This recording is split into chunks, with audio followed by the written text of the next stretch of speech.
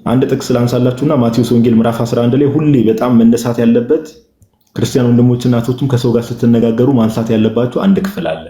ማቴዎስ ወንጌል ምዕራፍ 11 ቁጥር 27 ላይ ያ የሚናገረው አካል ማን እንደሆነ እንድታውቁ። እንደው ሰው ብቻ የሆነ አካል አይደለም፣ ራሱ ዲቫይን የሆነው ፐርሰን ነው እየተናገረ ያለው።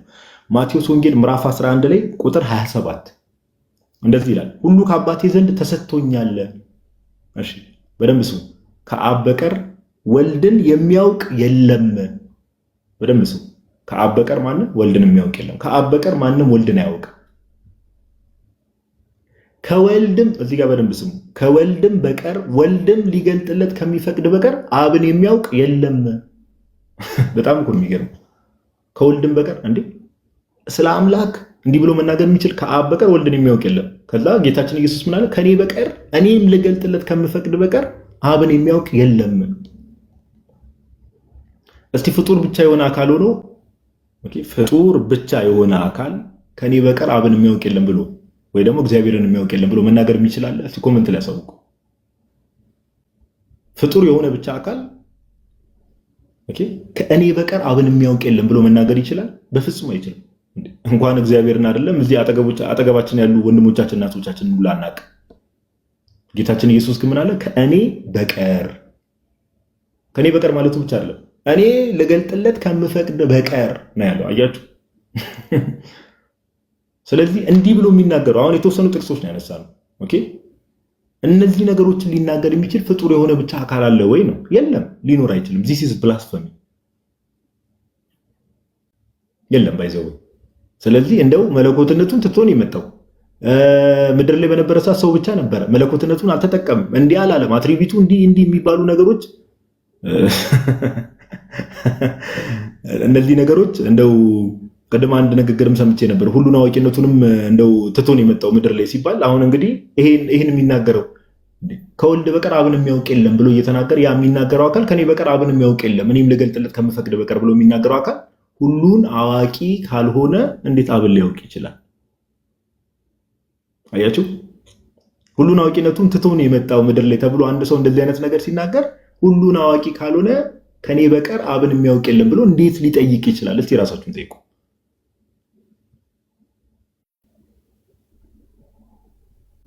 ኦኬ። ስለዚህ እንደው ጌታችን ኢየሱስ ምድር ላይ በነበረ ሰዓት ላይ አምላክነቱን ትቶን የመጣው አምላክነቱን አልተጠቀመም። እነዚህ አትሪቢዩቶቹን ትቶን የመጣው እንደዚህ የሚሉ ነገሮች እንደው ሰው ሰራሽ ትምህርቶች ናቸው። ሰው ሰራሽ ትምህርቶች። ይሄ በመጽሐፍ ቅዱስም በአባቶችም የማይታወቅ መለኮትነቱን ምድር ላይ በነበረ ሰዓት አልተጠቀመም የሚሉ ሰው ሰራሽ ትምህርቶች። ኦኬ፣ ሰው ሰራሽ ትምህርቶች። እንደዚህ አይነት ትምህርቶች ከእንደዚህ አይነት ትምህርቶች እግዚአብሔር ይጠብቀን። ዮሐዲ መቀጠል ትችላለህ። ሜቢ አያይዘ ዮሐዲ አለ አይደል? ፓፓ ይሰማል?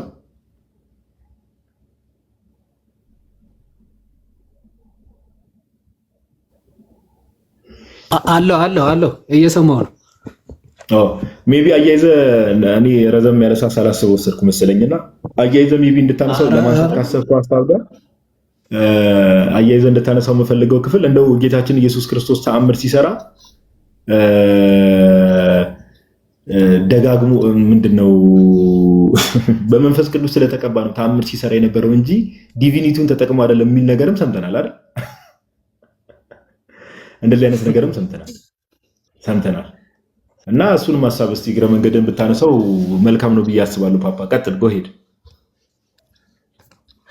እሺ፣ እንደውም ከዚህ ልነሳና ክርስቶስ ተአምራትን ምናምን ሲያደርግ የነበረው በመንፈስ ቅዱስ ስለተቀባ እንጂ መለኮት ስለሆነ አይደለም የሚልም ሌላ ራሱ የቻለ መንፍቅና ተነስቷል። ባይዞ እያንዳንዱ ሁልጊዜ እንናገራለን አይደለ? የፕሮቴስታንቶች ትምህርት ስፔሻሊ ይሄ ፕሮቴስታንቶች ጴንጤዎች ልበለው አይቲ የጴንጤዎች ትምህርት አብዛኛው ጊዜ ወይም ደግሞ መሰረታዊ ትምህርት ካስተማሩ ሁልጊዜ ምንጭ አላቸው። ምንጫቸው ማን ነው? እስቲ ታች ያላችሁ ጻፉ። ሁልጊዜ ምንጫቸው ከየት ነው? ምንጫቸው ማን ነው? እስቲ መጽሐፍ ቅዱስ እንዳትሉና እንዳታስገርሙ። ሁልጊዜ ጴንጤት የሆነ ትምህርት ከተናገረ እና ያ ትምህርት ደግሞ ስለ ነገረ ሃይማኖት ወይም ደግሞ ነገረ ሃይማኖታዊ ወይም ደግሞ ትምህርታዊ ከሆነ ከጀርባው ሁልጊዜ ምንጭ ምን አላቸው? መናፍቅ የሆነ ምንጭ አለ። የመናፍቃን ምንጭ ሁልጊዜ አላቸው። ኦኬ ይሄ በቃ የሆነ ትምህርት ያስተምሩ ከሆነ መናፍቅ የተሳበ ወይም ደግሞ የተመዘዘ ትምህርት አላቸው። ኢንክሉዲንግ ይሄ ልሳንም ጨምሮ ማለት ነው። እሺ ልሳንም ጨምሮ ከመናፍቃን የተወሰደ ትምህርታቸው እና ይሄንም ቃል ራሱ ቀደም ብለን አላለ አይ መለኮቱን ወይም ደግሞ ይሄ ስልጣን ተሰጠው ሲባል ለመለኮቱ ነው ብሎ ነበር። ይሄን ሊትራሊ አርዮሳውያን ያነሱት ጥያቄ ነው። ደግሞ አትናቴዎስ ደግሞ ምላሽ የሰጠበት ነው። በተመሳሳይ መንገድ እነዚህ አርዮሳውያን አሁንም በመንፈስ ቅዱስ ተቀብቶ ነው ልጅም የሆነው ኦኬ ተአምራትም የሚያደርገው በመንፈስ ቅዱስ ስለተቀባ እንጂ እሱማ በራሱ ስልጣን የለውም ብለው የሚጠቅሱት በመንፈስ ቅዱስ ተቀባ ኦኬ በደስታ ዘይት ቀባ የሚሉትን ጥቅሶችን ይጠቅሱና ኢሚዲየትሊ ምን ይላሉ? ይኸው አምላክ አይደለም ለማለት ነው የሚጠቅሱት። ዘ ሴም ኢዝ ትሩ። አሁንም ምን እያሉ ነው? አይ በመንፈስ ቅዱስ ስለተቀባ እንጂ መለኮቱማ አይሰራም ማለት ትቶት መጥቷል የሚል ሐሳብ አንስቷል። ቅዱስ አትናቴዎስ ተቀባ የሚለውን ሐሳብ ከምን አንጻር ነው የሚያነሳው? ክርስቶስ ተጠመቀ የምንለው ለምንድን ነው? ክርስቶስ በመጠመቁ የሚያገኘው ጥቅም አለ? ምንድነው የሚያገኘው? ማለት ክርስቶስ በመጠመቁ አሁን በመጠመቃችን እኛ የኃጢአት ስርየት እናገኛለን፣ ልጅነትን እናገኛለን፣ የመንፈስ ቅዱስ ማደሪያዎች እንሆናለን። ክርስቶስ በመጠመቁ እነዚህ ጸጋዎች ያገኛል ወይ ነው? ያገኛል። ቅዱስ አትናቴዎስ እንዲህ ይላል፣ ስለ እነርሱ ራሴን እቀድሳለሁ ብሎ ተናግሯል። አይደለም? ክርስቶስ ስለ እነሱ ራሴን እቀድሳለሁ ብሎ ተናግሯል። ቀዳሽ አያስፈልገውም ለክርስቶስ። ሌላ አካል መጥቶ የሚቀድሰው የሚያከብረው አክባሪ የሚሻ አምላክ አይደለም። ስለዚህ ስለ እነርሱ ራሴን እቀድሳለሁ እንዳለ ስለ እኛ የተጠመቀን እኛ ጥሙቃን እንባል ዘንድ ምን ተባል? ክርስቶስ ተጠመቀ። ስለዚህ እኛ ደግሞ በክርስቶስ ክርስቲያን ምን ማለት ነው? መሲሐውያን ማለት ነው እንድንባል ነው ክርስቶስ ተቀባ የተባለ። በእኛ መቀባት እኛ የተቀባን እንድንሆን እኛ የመንፈስ ቅዱስ ማደሪያዎች እንሆን ዘንድ ክርስቶስ ምን ተባለ? ተቀባ ተባለ እንጂ እርሱ የሚያከብር ሽቶ ክብር ሽቶ ምን የሚል አይደለም፣ የሚቀባ የሚከብር አይደለም ማለት ነው። ሶ ይቀጥላል። እሱ ደግሞ እንደኛ አስቀድሞ እዛ ዲስኮርስ ዋን ላይ ነው ባይዘው አብዛኞቹ መልሶች እሱ እንደ አዳም ልጆች አስቀድሞ በኃጢአት ምክንያት ጸጋ መንፈስ ቅዱስን የራቀው ከዛ በትሩፋት በተጋድሎ ደግሞ የመንፈስ ቅዱስ ማደሪያ የሆነ አይደለም። እርሱ ከጥንቱ ከዘላለም የአብ ኃይሉ ነውና በአብም ህልው ሆኖ የሚኖር ለዘላለም የሚኖር ነውና መንፈስ ቅዱስ ከእርሱ ተለይቶ በኋላ መጥቶ የሚያከብረው በኋላ መጥቶ የሚያድርበት በፍጹም አይደለም ይላል ክርስቶስ። ስለዚህ እኛ የተቀባን እኛ የተጠመቅን እንድንባል ክርስቶስ ተጠመቀ ተቀባ ተባለ እንጂ እሱ በቅባት የሚከብር በመጠመቅ የሚያገኘው ክብር በፍጹም ኖሮ አይደለም። ይሄ የአትናቴዎስ መልስ ነው። ይህን ካልን በኋላ ወደ ዮሐንስ 17 ሐሳብ ስንመለስ የዮሐንስ 17 ሐሳብ ምን አለ? አባት ሆይ ዓለም ከመፈጠሩ በፊት በአንተ ዘንድ በነበረኝ ክብር አንተ በራስህ ዘንድ አክብረኝ ብሏል። ስለዚህ ዓለም ከመፈጠሩ በነበረኝ ክብር አንተ በራስህ ዘንድ አክብረኝ ስላለ ስለዚህ ከዚህ ምን እንረዳለን አለ? ክብር እንዳልነበረው ማለት ነው። ምን አይነት ስናፈታት ነው? የት ነው እንደዚህ አይነት ስናፈታት ያገኘው? ራሱ ክብር ስላልነበረው ነው። ዓለም ከመፈጠሩ በፊት በአንተ ዘንድ በነበረኝ ክብር አንተ በራስህ ዘንድ አክብረኝ ያለው ክርስቶስ እንደዛ ነው ያለው። እሺ ክፍሉን እናንብበው። ዮሐንስ 17 እንዲህ ይላል፣ ኢየሱስም ይህን ተናግሮ ወደ ሰማይ አይኖቹን አነሳና እንዲህ አለ፣ አባት ሆይ ሰዓቱ ደርሷል፣ ልጅህ ያከብርህ ዘንድ በስጋም ሁሉ ላይ ስልጣን እንደሰጠኸው ይላል። እሺ ስለዚህ አብ አሁን ክርስቶስ አብን ሊያከብረው ነው። ከዛ በፊት ምን ክብር አልነበረውም ማለት ነው አይደለ? በሱ ስናፈተ ልጅህ ያከብርህ ዘንድ ነው ወደፊት ነው። ጭራሽ አብ ከዛ በፊት ክብር አልነበረውም ማለት ነው በሱ ስናፈታት። ምክንያቱ ልጅህ አክብረኝ ስላለ ከዛ በፊት ክብር እንዳልነበረው የሚያሳይ ነው ካለ ሰዓቱ ይኸው ደርሷል። ምን ልጅህ ያከብርህ ዘንድ ነው የሚለው። ስለዚህ ወልድ አብን የሚያከብርበት ሰዓት ደርሷል እያለ ነው። ከዛ በፊት አብ አልከበረም ነበር ማለት ነው አይደል? ክብር አልነበረውም ማለት ነው በዚህ ሰውዬ ስናፈተ። በቃ እንዲህ ነው መጽሐፍ ቅዱስ የሚጫወቱበት። እንደዚህ ከፍ ብሎ አያነቡም፣ ዝቅ ብለው አያስነብቡም። የሆነች ቃል ይዘው በቃ ማቡካት ነው። ስለዚህ ሰዓቱ ደርሷል ልጅ ያከብር ዘንድ በስጋም ሁሉ ላይ ስልጣን እንደሰጠኸው ለሰጠኸውም ሁሉ የዘላለም ሕይወት ይሰጣቸው ዘንድ ልጅህን አክብረው ነው የሚለው ከዚህ በኋላ። ስለዚህ ልጅህ ያከብርሃል፣ አንተም አክብረኝ ነው። ልጅህን አክብረው ነው።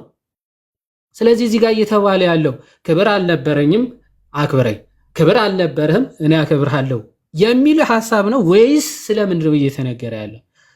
ባይዘ አክብረኝ ማለት እዚህ ጋር ማክበር እየተባለ ያለው መግለጥ ነው። አዘይ እንደወሰደ ክብሩን መግለጥ ማለት ነው፣ ለሰው ማሳወቅ ማለት ነው። ክርስቶስ በስቅለት ሰዓት እርሱ አምላክ መሆኑ ይገለጣል፣ የአብ የባህሪ ልጁ መሆኑ ይገለጣል። ለዛ ነው እኮ ክርስቶስ በተሰቀለ ሰዓት ምን አሉ ነው ብዙ ሰዎች ምን አሉ? በእውነትም ይህ የእግዚአብሔር ልጅ ነበረ አሉ ይላል። የእግዚአብሔር ልጅ መሆኑ ተገለጠ፣ ይገለጣል። ሰዓቱ ደርሷል። ምን የአብ የባህሪ ልጁ አብ የላከው ወደ ዓለም የላከው ዓለምን የሚያድነው የእግዚአብሔር ልጅ መሆኑ የሚገለጥበት ይኸው ሰዓቱ ደርሷል ማለት ነው እንጂ እኔ ክብሬ ጥዬ መጥቻለሁ በል እንግዲህ ክብሬን አምጣ እያለ ነው። ጭራሽ አይደለም። እንግዲህ አንተም ክብርህን ጥላል እኔ ልስጥህ እያለ ነው ያስበላልና ለወጡ ስብሐት ማለት። ስለዚህ አክብረኝ ማለት ገለጠ።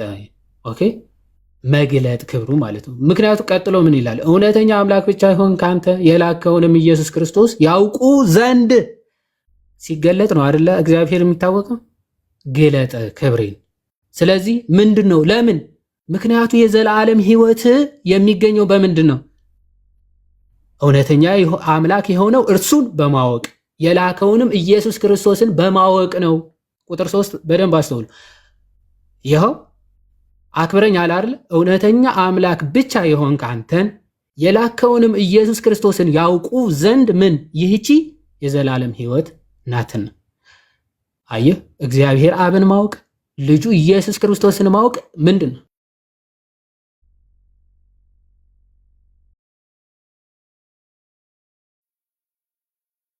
ተአምረኛ የሆነ ስልክ እሺ፣ ሎክ ያደርጋል። እሺ፣ ስለዚህ ማወቅ አብ እውነተኛ አምላክ እንደሆነ ልጁም እውነተኛ የተላከው ልጁም እውነተኛ አምላክ መሆኑን ማወቅ ምንድን ነው? የዘላለም ሕይወት ነው። ስለዚህ አብ ክብሩ ይገለጣል፣ ወልድ ክብሩ ይገለጣል። ይቀጥላል። እኔ ላደርገው የሰጠኸኝ ስራ ፈጽሜ በምድር አከበርኩ። ክርስቶስ አብን የገለጠው እንዴት ነው? አብን ያከበረው እንዴት ነው? በቃ አብ የሚሰራውን ስራ በምድር ላይ በመስራት ክርስቶስ ልክ ቅድም ጋዲኮ ብለውታል። ዮሐንስ ወንጌል ምዕራፍ 5 አይነ ስውሩን ፈወሰው በሰንበት።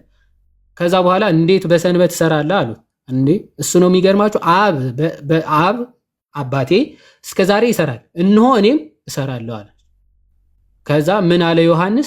አይሁዶች ሊገሉት ለካ ይፈልጉት የነበረው በሰንበት መፈወሱ ብቻ ሳይሆን ከአብ ጋር እኩል ነኝ ብሎ ልጁ ነኝ ስላለ ነው። ስለዚህ ምን አላቸው? በምድር ስራዬን ፈጽሜ በምድር ላይ ምን አልኩ? አከበርኩ፣ ገለጥኩ ማለት ነው። አሁንም አለ ክርስቶስ፣ እሺ አባት ሆይ ዓለም ሳይፈጠር በአንተ ዘንድ በነበረኝ ክብር አንተ በራስህ ዘንድ አክብረኝ ይላል። ስለዚህ እኔ እንዳከበርኩ ወይም እንደገለጥኩ አንተም ምን ግለጥ የልጅህን ክብር ማለት ነው። ከዚህ አንጻር ልክ ለጴጥሮስ ታስታውሳላችሁ፣ አለት ተብሎ የተሰየመው ለምንድነው አለት የተባለው? ጴጥሮስ ማቴዎስ ወንጌል ምዕራፍ 16 ከቁጥር 16 ጀምሮ ስትመለከቱ አንተ አለት ተብሎ የተሰየመው ጴጥሮስ ምን በማለቱ ነው? የሰው ልጅን ማን ይሉታል ብሎ ጠየቃቸው። አንተ ክርስቶስ የሕያው የእግዚአብሔር ልጅ ነህ ብሎ መለሰ። ከዛ በኋላ ምንድን ነው ያለው ክርስቶስ? ይህ ስጋና ደም አልገለጠልህም። ታዲያ ማን ነው የገለጠልህ? በሰማያት የሚኖረው አባቴ ነው። በሰማያት የሚኖር አባቴ ገለጸልህ። ምን የሚለው ክርስቶስ የአብ ባህሪ ልጁ ነው የሚለው መገለጥ ወይም ትምህርት የገለጠለት ስጋና ደም ሳይሆን ማን ነው? እግዚአብሔር አብ በሰማይ ያለው አባቴ ነው አለ። አክብረኝ የሚለው ከዚህ አንጻር ነው። አንድምታችንም ይህንን ነው የሚያስረዳው ማለት ነው። ኦኬ ይህንን ነው የሚያስረዳው። ከዚህ አንጻር ይናገራል። ይሄ ሰጠኸኝ ስጠኝ የሰጠኸኝን የሚሉት ከሰውነቱ አንጻር እንደሆነ ቀደም ስላየ ነው ማለት ነው። ከዚህ አንጻር ነው የሚታየው። ነገረ ክርስቶስና ነገረ ሥላሴ እባካችሁ ሳታውቁ ዝም ብላችሁ አታውሩ። በጣም ትልቅ ምንፍቅና ውስጥ የሚከት ነው። ኦኬ እንደመጣልህ አይነገርም። ቢያንስ ለእግዚአብሔር ስለ ነገረ እግዚአብሔር ሲነገር ጥንቃቄ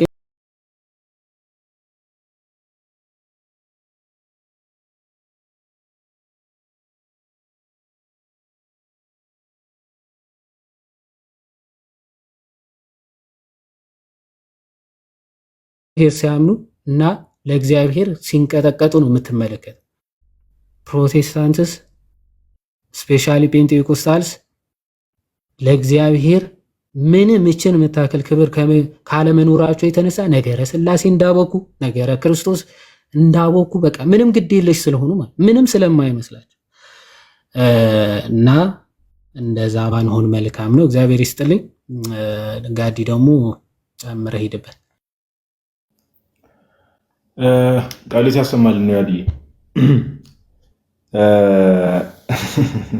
ቃልዮት ያሰማልን ብሮስኪ ቃልዮት ያሰማልን። ኢቨን ኮመንት ላይ ያየው ነበር። እዚህ ጋር ግን አንድ ክርስቶስ ኢየሱስ ያደረጋቸውን ነገሮች ብዙ ነገር ለምን አደረገ የሚለውን ነገር ሰው ማወቅ አለበት ብዬ አስባለሁ። ለምን ጌታችን ኢየሱስ ክርስቶስ በደንብ ስሙ ይሄንን በተቻላችሁ መጠን። በእርግጥ ቅድም ምን ያንስቷል የዋዴ ማንስቶታል፣ ግን ቅድም የዋዴ አንድ ያነሳው ጥቅስ አለ። እሱ በጣም ቅዱስ አትናቴዎስም አሁን በዚህ ዘመን ያው ቅባት አማኞች አሉ አይደለ? ይሄ የነሱ አይነት ትምህርት ለሚያምኑ ሰዎች ይሄ መዝሙር ላይ የደስታ ዘይትን ቀባኝ የሚለውን ንግግር መዝሙር 45 ላይ ያለውን ክፍል ከሱ ጋር አያይዞ ማብራሪያ ይሰጣልና ጥቅሱ ምን ላይ መሰለህ? ምን ላይ ነው? ዮሐንስ ወንጌል ምዕራፍ 17 ላይ በደንብ ስሙ እሺ። ጌታችን ኢየሱስ ለምን ሰው ሆነ የሚለውን ነገር በጣም ማወቅ መሰረታዊ ነገር። ለምን ሆነ? ለምን በቃ ኦኬ የሚለው ነገር በጣም መሰረታዊ ነገር ነው። ለምን ሆነ ከተባለ ቅድም ያልናቸው ነገሮች መረሳት የለባቸው። ምን ከተባለ ሰው በእግዚአብሔር መልክ ነበር የተፈጠረው። ኦኬ ሰው በእግዚአብሔር መልክ ነበር የተፈጠረው። የእግዚአብሔር መልክ ነበረው። የእግዚአብሔር ኢሜጅ ነበረው። ገዢ ነበረ። ኦኬ የሰው ልጅ በሚፈጠርበት ሰዓት ላይ አዳምም ሆኑ ሔዋን እስከወደቁበት ሰዓት ድረስ ምንድነው ወርሺፓቸው ምን ነበር ጋይስ? አምልኳቸው ምን ነበረ? ፐርፌክት ነበረ። ንጹህ መስዋዕት ነበረ። በእግዚአብሔር ዘንድ ተቀባይነት የነበረው ንጹህ መስዋዕት ነበረ። አያችሁ። ነገር ግን ሰው ያንን መልክ ካጣ በኋላ ከእግዚአብሔር ጋር ያለ በእግዚአብሔርና በሰው መካከል ትልቅ ግድግዳ ሆነ። ኦኬ ሰው ፈሪ ሆነ፣ ተቆዝባዥ ሆነ። ያንን ጸጋ አጣ፣ ያንን ክብር አጣ። በመንፈሳዊ ሕይወቱ ሰው ሞተ ተብሎ ተነገረለት ከእግዚአብሔር ስለተለየ። አያችሁ። ስለዚህ ዓለም የተፈጠረበት የእግዚአብሔር ቃል ማን ነው? ጌታችን ኢየሱስ። ዓለም የተፈጠረበት የእግዚአብሔር ጥበቡ የተባለው አንደኛ ቆሮንቶስ ምዕራፍ 1 ቁጥር 24 ላይ ኦኬ ዊዝደም ኤንድ ናውሌጅ ኦፍ ጋድ የተባለው የእግዚአብሔር ጥበብና እውቀት የተባለው ማን ነው? ጌታችን ኢየሱስ። ዓለም የተፈጠረበት ቃሉ፣ ዓለም የተፈጠረበት ጥበቡ፣ ዓለም የተፈጠረበት ኦኬ እግዚአብሔር ኖሌጅ የሆነው ቃል ይሄንን የሰውን ልጅ መልክ ሪስቶር ለማድረግ ሰው ሆነ። ይሄ የነበረን ነገር ለመመለስ ወደ ቀደመ ክብራችን ሰውን ለመመለስ ምን ሆነ ጋይስ? ሰው ሆነ። ስለዚህ እያንዳንዱ ነገር ጌታችን ኢየሱስ ክርስቶስ ምድር ላይ ሲያደርጋቸው የነበሩ ነገሮች በሙሉ ብትመለከቱ የምርም ሰው ሆኗል። ኦፍኮርስ ሆኗል። የምርም ተመቷል፣ ተገርፏል። ህመሙ ትክክለኛ ሁሉ ነገር ሪል ነው። ምንም ጥያቄ የለው። ለምን ሆነ ከተባለ ግን ሰውን ወደ ቀደመ ክብሩ ለመመለስ ያንን ስጋም ገንዘብ ያደረገበት ዋናው ምክንያት ምንድነው? ወደ ቀደመ ክብሩ ለመመለስ ከፍ ከፍ ሊያደርገው። አያችሁ፣ ይህን በምን እናውቃለን ከተባለ ቅድም የዋህዴ ቃሉን ነግሯቸዋል። በደንብ ስሙ። እኔ ጥቅሱን ልንገራችሁ፣ ይህ በጣም መሰረታዊ ነገር ስለሆነ ዮሐንስ ወንጌል፣ እስቲ ጥቅሱን ጻፉት ኮሜንት ላይ አንዴ። ዮሐንስ ወንጌል ምዕራፍ 17 ቁጥር 19 ቅዱስ አትናቴዎስ በዋናነት ይህንን ክፍል ኦፍኮርስ ብዙ የሚነሱ ክፍሎች አሉ። ይህን ክፍል አንስቶ ትልቅ አርጊመንት ቢሉ ስለሚያደርግ ዮሐንስ ወንጌል ምዕራፍ 17 ቁጥር 19 ኮሜንት ላይ ጻፉት። ሜቢ ሌሎች ሰዎችም እሺ። ዮሐንስ ወንጌል ምዕራፍ 17 ቁጥር 19 ምን ይላል መሰላችሁ? ቃሉ በጣም ነው የሚገርመው። እንግዲህ ሊቀ ካህን እንደመሆኑ ጌታችን ኢየሱስ ክርስቶስ ጸሎት ያደረገበት ክፍል ነው። ዮሐንስ ወንጌል ምዕራፍ 17 ላይ እነርሱም ደግሞ በእውነት እነርሱ የተባሉት ማን ናቸው? ከቁጥር 1 ጀምሮ ስትመለከቱ ለምሳሌ ቁጥር 16 ላይ እንደዚህ ይላል። ኦኬ እኔ ከዓለም እንዳይደለው ከዓለም አይደሉም፣ በእውነት ቀድሳቸው፣ ቃል እውነት ነው። ወደ ዓለም እንደላክኝ እንዲሁ እኔ ወደ ዓለም ላኳቸው። ማለት የጌታ ደቀ መዛሙርት ማለት ነው። በጊዜው ለሐዋርያት ነው የተነገረው፣ ግን ይሄ ለሐዋርያት ብቻ ሳይሆን እስከ ዓለም ፍጻሜ ለሚደርሱ ክርስቲያኖች የሚሆን ነው እንደምታውቁት። እነርሱም ደግሞ በእውነት የተቀደሱ እንዲሆኑ እኔ ራሴ ስለ እነርሱ ቀደስኩ እቀድሳለሁ አለ ጌታ። እነርሱም ደግሞ በእውነት የተቀደሱ እንዲሆኑ፣ እነርሱ የተባሉት ማናቸው? ሜምበሮች ኦር የጌታ ደቀ መዛሙርት ኦር በጌታ የሚያምኑ ከዛም በኋላ የሚነሱ ክርስቲያኖች። እነርሱም ደግሞ ምን በእውነት የተቀደሱ እንዲሆኑ እኔ ራሴን ስለ እነርሱ። ስለዚህ ጌታ ተቀደሰ ተብሎ ሲናገር ከምን አንጻር ነው ከተባለ ከሜምበሮቹ አንጻር ነው። አያችሁ፣ ለዛ ነው ክርስቶስ ኢየሱስ ምን ተብሎ ይነገራል? የቤተ ክርስቲያን ራስ ነው። አያችሁ፣ ጌታችን ኢየሱስ የቤተ ክርስቲያን ራስ ነው። እኛ ደግሞ ምንድነው? ብልቶች ነን። አያችሁ። ስለዚህ ጌታችን ምን አለ? እነርሱ የተቀደሱ እንዲሆኑ እኔ ራሴን ስለ እነርሱ ቀድሳለሁ። ያኔ ቅድም እንዳላችሁ ተቀባ ቢባል ምን ቢባል ጌታችን ኢየሱስ እንደው ለሱ መቀባት የሚያስፈልገው ሆኖ አይደለም። ጌታችን ኢየሱስ እሱ እንደው የጎደለው ነገር ኖሮ አይደለም። ለምን ቃል ስጋን ገንዘብ ባደረገበት ሰዓት በተዋህዶ ቅጽበት ስጋ ከብሯል። ኦኬ ስጋ ከብሯል፣ ከፍ ብሏል። ስለዚህ ምንም ያጣው ነገር የለም፣ ምንም የጎደለው ነገር የለም። ነገር ግን ከሜምበሮቹ አንጻር ይናገራል። ከዚህ በፊት ብዙ ጊዜ ተማምረን እናውቃለን። ለምሳሌ ጌታችን ኢየሱስ አንድ የሚገርም ንግግር ይናገራል አይደለ? ሳውልን የሐዋርያት ሥራ ምዕራፍ 9 ላይ ሄዳችሁ ብትመለከቱ ከሰማይ የሆነ ብርሃን ተገለጠ አለ ቅዱስ ጳውሎስ ተብሎ ከመጠራቱ በፊት። ኦኬ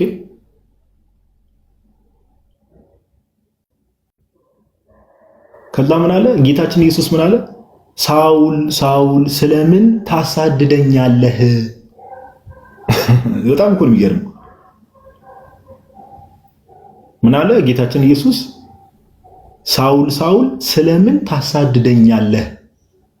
ስለዚህ ሜምበሮቹ ላይ የሚደረግ ነገር በሙሉ ዳይሬክትሊ ለማን ይነገራል? ለጌታችን ለኢየሱስ ይነገራል። እንደው ሳውል ቅዱስ ጳውሎስ እንደው ጌታችን ኢየሱስን የሆነ ቦታ አግኝቶት አሳዶት አይደለም። ነገር ግን ክርስቲያኖችን በማሳደዱ ጌታችን የምታሳድደኝ ኢየሱስ ነኝ አለው። አያችሁ፣ ለራሱ አደረገው። ስለዚህ ከመቀባት አንጻር ከምን አንጻር እነዚህ ሁሉ ነገሮች ቢነገሩ ጌታችን ዮሐንስ ወንጌል ምዕራፍ 17 ላይ እንደተናገረው እነርሱ የተቀደሱ እንዲሆኑ እኔ ራሴን ስለ እነርሱ ቀድሳለሁ ከማለቱ አንጻር ነው። ኦኬ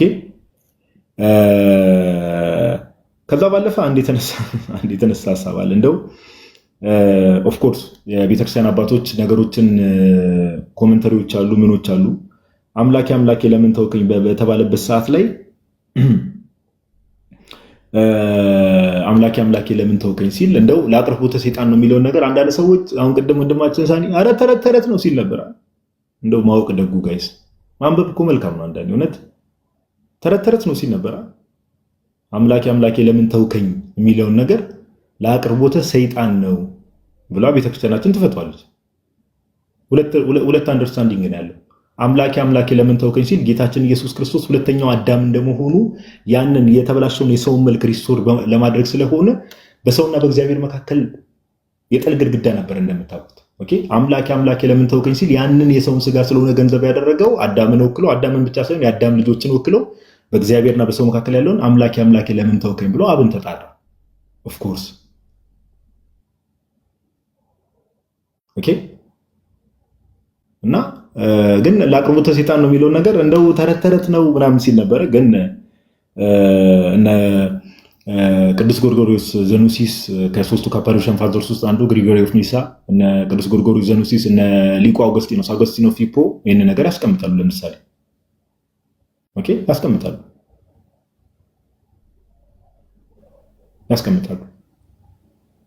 እና ሜቢ ሶስተኛ ያላነሳሁት አንድ ነገር ቢኖር ያው መዝሙር 22 ላይ ስለ መሲሁ የተነገረው ትንቢት አለ። አይሁዳውያን እዛ ጋር ቆመው ያው መዝሙረ ዳዊትን በጣም ይጸልያሉ። ኦፍ ኮርስ መዝሙረ ዳዊትን የሚጸልዩ ከዛም ባለፈ የሚያውቁ ስለሆኑ መዝሙር 22 ላይ ያለው ስለ መሲሁ የተነገረው ትንቢት እንደሆነ ስለሚያውቁ ያን ነገር ጌታችን ኢየሱስ ክርስቶስ ተናግሮታል። ምን ያንን አውቀው እርሱ መሲሁ እንደሆነ እርሱ ክርስቶስ የእግዚአብሔር ልጅ እንደሆነ እንዲያምኑ ጌታችን ተናግሯል። እነዚህ ነገሮች አሉ። ግን እንደው አምላኬ ለምን ተውከኝ የሚለው ለአቅርቦተ ሰይጣን ነው የሚለው እንደው ተረት ተረት የሚለው ነገር ተረት ተረቱን ወዳጃችን በጣም ከታላቅ ይቅርታ ጋር ተረት ተረቱ አንተ ጋር ነው እና አንተ እንግዲህ ይህንን ተረት ተረት ካልክ በትንሹ እነ ቅዱስ ጎርጎርዮስ ዘኑሲስ እነ አውገስጢኖስ እንግዲህ እነሱንም ትምህርት ተረት ተረት እያልክ ስለሆነ ልናግዝ አንችልም ወንድማችን ለማለት ያክል ነው። እነዚህን ሀሳቦች ሜይ ቢ ተጨማሪ የሚነሱ ሀሳቦች ዋዴ ካለ you can go ahead. Thank you. እግዚአብሔር ያክብርልኝ።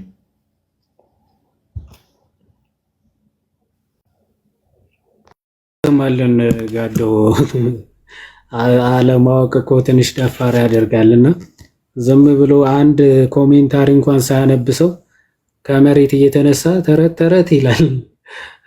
እሱ ነው አሁን የተቸገር ነው እና ይሄ መዝሙረ ዳዊት አለ አይደለ? እኔ ግን ትል ነኝ የሚለው ሐሳብ አውግስቲኖስም ሲያብራራ ሌሎች አባቶችም ከምን አንጻር ነው ይሄ ልክ አሳን ስታጠምደው ምንድነው መጀመሪያ የሚበላ ነገር ታሳየዋለህ አይደለ? የሚበላ ነገር ታሳየውና ግን ውስጡ ምንድነው መንጠቆ አለው ማለት ነው። ዘን ያንን ስጋ በላለው ብሎ ሲመጣ በመንጠቆ አሳውን ታጠምደዋለህ። ክርስቶስም ምን ብሏል? ኃይለኛውን ሳያስሩ ኦኬ ቤቱን አይበረብሩም ብሎ ተናግሯል አይደለ? ምሳሌ ኃይለኛ የተባለው ዲያብሎስ ነው። ዲያብሎስን አስሮ በዲያብሎስ ያለውን ለመበዝበር ምን አድርጓል? ስጋውን ወይም ደግሞ ሰውነቱን እንደ መንጠቆ ተጠቅሞታል ብለው ብዙ አባቶች አብራርቷል። ለእነ አውግስቲንም ጨምሮ ማለት ነው። ለአቅርቦተ ሰይጣን ሲባል እንደው ሌላ ምንም ማለት አይደለም። ሩቅ ብኢሲ ብሎ እስኪያስብ ድረስ ግርማ መለኮቱን አልገለጠለትም ማለት ነው። በቃ ሩቅ ብኢሲ ነው ብሎ እንዲያስብ አድርጎታል ማለት ነው። ሌላ ምንም አቅርቦተ ሰይጣን ሲባል ሌላ ምንም ተአምር የለውም። ባይዘው ይሄንን ኢግናሽየስ ኦፍ አንቲዮክም ኤፒስትል ቱ ኤፌሲያንስ ምዕራፍ 19 ገልጾታል። የክርስቶስ በድንግልና መወለዱ የእግዚአብሔር ልጅ መሆኑ ከአጋንንት ሰውሮታል ይላል አይደል? እንደ አግናጥዮስ የእመቤታችን ድንግልና ከዛ በኋላ ደግሞ በድንግልና መወለዱ የእግዚአብሔር ልጅነቱ ከአጋንንት ሰውሮታል። ለምንድን የሰወረው? ምክንያቱ ይሄ ለአጋንንት የሚገለጥ ሚስጢር አይደለም። አምላክነቱ የሚገለጥላቸው በዕለተ መስቀሉ ነው። ኃይለኛው ሲታሰር ግርማ መለኮት የዛኔ ይገለጣል ክርስቶስ። ቤተክርስቲያናችን የሚደንቅ መዝሙር አላት። ዲያብሎስ ራሱ ሁሉንም ነፍሳት ላይ ስልጣን የነበረኝ እኔ ግን እሱ ላይ ልሰለጥን ያልተቻለኝ እሱ ማን ነው ብሎ ዲያብሎስ ስለ ክርስቶስ መሰከረ ይላል። ልክ እንደ ሌሎቹ ሩቅ ብእሲ ነው ብሎ ኦፍኮርስ በብሉይ ኪዳን በነበሩ ነፍሳት ሁሉ ስልጣን ስለነበረው ይሄ አንደኛው ቆሮንቶስ ምዕራፍ 15ም ይናገራል። እርሱ አለቅነትና ስልጣንን ሁሉ እስኪሽር ድረስ ሊነግስ ይገባዋል ተብሎ ስለ ክርስቶስ ተነገረና ነገር ግን ሞት ግን ሁሉንም ይገዛ ነበረ ተብሎ ተነግሮ የሚሻረው የኋለኛ ጠላት እሱ ሞት ነው። ምክንያቱም ሁሉንም ከእግሩ በታች አስገዝቷልና ተብሎ ተነግሮለታል። ሞት ራሱ ማለት ስልጣን ስለነበረው ይህም ዲያብሎስ ነው ይላል። ወደ 50 ወደ 60 አካባቢ ስንደርስ ደግሞ ሞት የተባለው እሱ ዲያብሎስ ነው ስለሚል ማለት ዲያብሎስን በእንደዚህ አይነት መልኩ ድል አድርጎታል። ይሄ የመጽሐፍ ቅዱስ እውነት ነው። ይሄ ደግሞ ቤዛነትም ጭምር ነው ባይዘወይ። ምክንያቱ ዲያብሎስ አዳምን ያሳተው በእባብ ገላ ተሰውረው እንደሆነ ሁሉ ክርስቶስም የሰውነትን የእኛን ሰውነት ተዋህዶ ሲመጣ ለዲያብሎስ አልገለጠለትም። እሱ ሰይጣን ነኝ እያለ አልመጣም ወደ አዳምና ሔዋን። ክርስቶስም እኔ እግዚአብሔር ነኝ የእግዚአብሔር ልጅ ነኝ እያለ አልመጣም። እንደውም እነሱ የእግዚአብሔር ልጅ ነህ ወይ ብለው ማቴዎስ ወንጌል ምዕራፍ 4 ታስታውሳላችሁ። ዲያብሎስ ክርስቶስ የምርም የእግዚአብሔር ልጅ ነው ወይስ አይደለም የሚለው ለማጣራት ስንት ጊዜ? ወደ 3 ጊዜ በውኑ የእግዚአብሔር ልጅ ከሆንክ እንዲህ አድርግ። ክርስቶስ እያደረገ ነው የሚያሳየው? አላደረገም። ባይዘ አንዱንም አላደረገም። ለምን አይደለሁም ካለ ሐሰተኛ ያደርገዋል። ነኝ ብሎ ካሳየም ሚስጢሩ ገለጠለት ማለት ነው። ሚስጢሩን ሳይገልጽ በጥበብ መለሰለት ማለት ነው። ይሄን ነው ለአቅርቦተ ሰይጣን ማለት። ለአቅርቦተ ሰይጣን ሲባል ሌላ የሚመስላችሁ እና አንድ ኮሜንታሪ እንኳን ሳታነቡ እንዲህ ዝም ብላችሁ የምታወሩ ጴንጤዎች እባካችሁ ቢያንስ መጻሕፍትን አንብቡ፣ የአባቶችን ትርጓሜ አንብቡና ከዛ በኋላ ትተቻላችሁ። ይሄን ካልም በኋላ ስለ ይሄ አምላክ ነው አምላክ አይደለም ጌታ ነው ጌታ ሲባልስ ከምን አንጻር ነው የሚለው በነገራችን ላይ አብዛኞቹ ጴንጤዎች ብንመለከታቸው ብናያቸው ውስጣቸው የሚያምኑት የምር ክርስቶስ በምድር ላይ ያለ አምላክ ነበረ ብለው ለማመን በጣም ይቸገራሉ አብዛኞቹ ቱ ቢ ሹር ማለት ነው። ምክንያቱም ወንድማችን ነው ታላቅ ወንድማችን ምናምን ሲሉ ትሰማዎቻላችሁ ከትላልቆች ጴንጤዎች ጨምሮ ማለት ነው አይደል? ማለት መድረክ እንትን የራሳቸው ቸርች ያላቸው ታላቅ ወንድማችን ነው ሲሉ ጀስት አንደር ኮንሲደሬሽን የአምላክነቱ ራሱ ያምናሉ አያምኑም፣ እያንዳንዱ ቢጠየቅ እያንዳንዱ ቢመረመር አያምኑም። አብዛኞቹ አያምኑም። ጌታ ነው ሲባል አምላክ ነው ማለት ነው የሚለው ራሱ በጣም ብዙ ሰዎች አይቀበሉ። ለዛ ነው አሁን ትምህርቱ ሲከፈትላቸው በጣም ብዙ ሰዎች ይኸው የሚያምኑ ብቅ ብቅ እያሉ እየመጡ ነው። እንዳለ ተገልብጠው እየወጡ ነው እንደዛ የሚያምኑ ማለት። ግን ጌታ ማለት በነገራችን ላይ ለክርስቶስ ጌታ ሲባል ምስኪን ለመማር የምታውቁ ፕሮቴስታንት ወንድም እህቶቻችን ካላችሁ አምላክ ማለት ነው። ኦኬ አምላክነቱ በመጽሐፍ ቅዱስ አምላክ መሆኑ መረዳት እንችላለን። በጣም ብዙ ጊዜ ለምሳሌ በብሉይ ኪዳን የያህዌን ስም የሚጠራ እርሱ ይድናል ተብሎ ተጽፏል አይደል? የያህዌ ስም ወይም የእግዚአብሔር ስም የሚጠራ እርሱ ይድናል ተብሎ ተጽፏል። ይህ የያህዌ ስም የሚጠራ እርሱ ይድናል ተብሎ የተጻፈው ግን ሮሜ መልእክት ምዕራፍ 10 ስትመለከቱ ከቁጥር 10 ጀምራችሁ የጌታ ስም የሚጠራ እርሱ ይድናል ተብሎ ተጽፏል አይደል? የጌታ ስም የሚጠራ እርሱ ይድናል።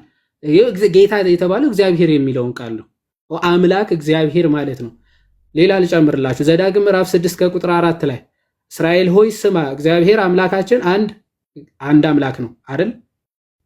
እስራኤል ሆይ ስማ ጌታ አምላካችን አንድ አምላክ ነው ይላል። ክርስቶስ ይህንን ቃል ሲጠቀም ምን ብሏል? እስራኤል ሆይ ስማ ጌታ አምላካችን አንድ ጌታ ነው ወይም አንድ አምላክ ነው። ጌታ አምላካችን እግዚአብሔር የሚለውን ጌታ አምላክ የሚለው ጌታ ብሎ ሲጠቀምበት ትመለከታለን። ጌታ ሲባል አምላክ ማለት ነው። ክርስቶስ ጌታ ሲባል አምላክ ነው። ጌታ ሲባል አምላክ ነው እየተባለ ነው። እሱን ልናቅ የምንችለው አንደኛ ቆሮንቶስ ምዕራፍ 8 ላይ አንደኛ ቆሮንቶስ ምዕራፍ 8 ማለት ከሌሎቹ ጌቶች ከተባሉ አንጻር እንዳልሆነ የክርስቶስ ጌትነት ለማወቅ መጽሐፍ ቅዱስ ራሱ ቃል በቃል ጌታ ሲባል አምላክ መሆኑ ተናግሯል። አንደኛ ቆሮንቶስ ምዕራፍ 5 ከቁጥር 5 ጀምሮ መቼም ይላል ብዙ አማልክትና ብዙ ጌቶች አሉ። ኦኬ በምድር ብዙ ጌቶች የተባሉ አሉ። አዎ ብዙ አማልክት የተባሉ አሉ። አዎ ዲያብሎስንም ጨምሮ ከዛ ደግሞ ቅዱሳንም ጨምሮ አማልክት ተብለዋል። መዝሙር 81 83 ጨምሮ ማለት ነው። እግዚአብሔር በአማልክት ጉባኤ ቆመ የሚለውን ጨምሮ አማልክት የተባሉ በጣም ብዙ አሉ፣ ጌቶች የተባሉም ብዙ አሉ አለ። ነገር ግን በሰማይም ሆነ በምድርም ሆነ አማልክት የተባሉ ምንም ቢኖሩ ምንም አማልክት ቢባል በሰማይም ያሉ በምድርም ያሉ ቢባሉ እንኳን ለእኛስ ነገር ሁሉ ከእርሱ የሆነ እኛም ለእርሱ የሆንን አንድ አምላክ አብ አለ። ነገር ሁሉም በእርሱ በኩል የሆነ እኛም በእርሱ በኩል የሆንን አንድ ጌታ ኢየሱስ ክርስቶስ አለን ይላል። ኦኬ፣ አንድ አምላክ አባለን አንድ ጌታ ኢየሱስ ክርስቶስ አለን። ምንም ጌታ የተባሉ ብዙ ቢኖሩም ማለት ነው። አንድ ጌታ ያለው እርሱ ነው። እሱ ማን ነው? ኢየሱስ ክርስቶስ።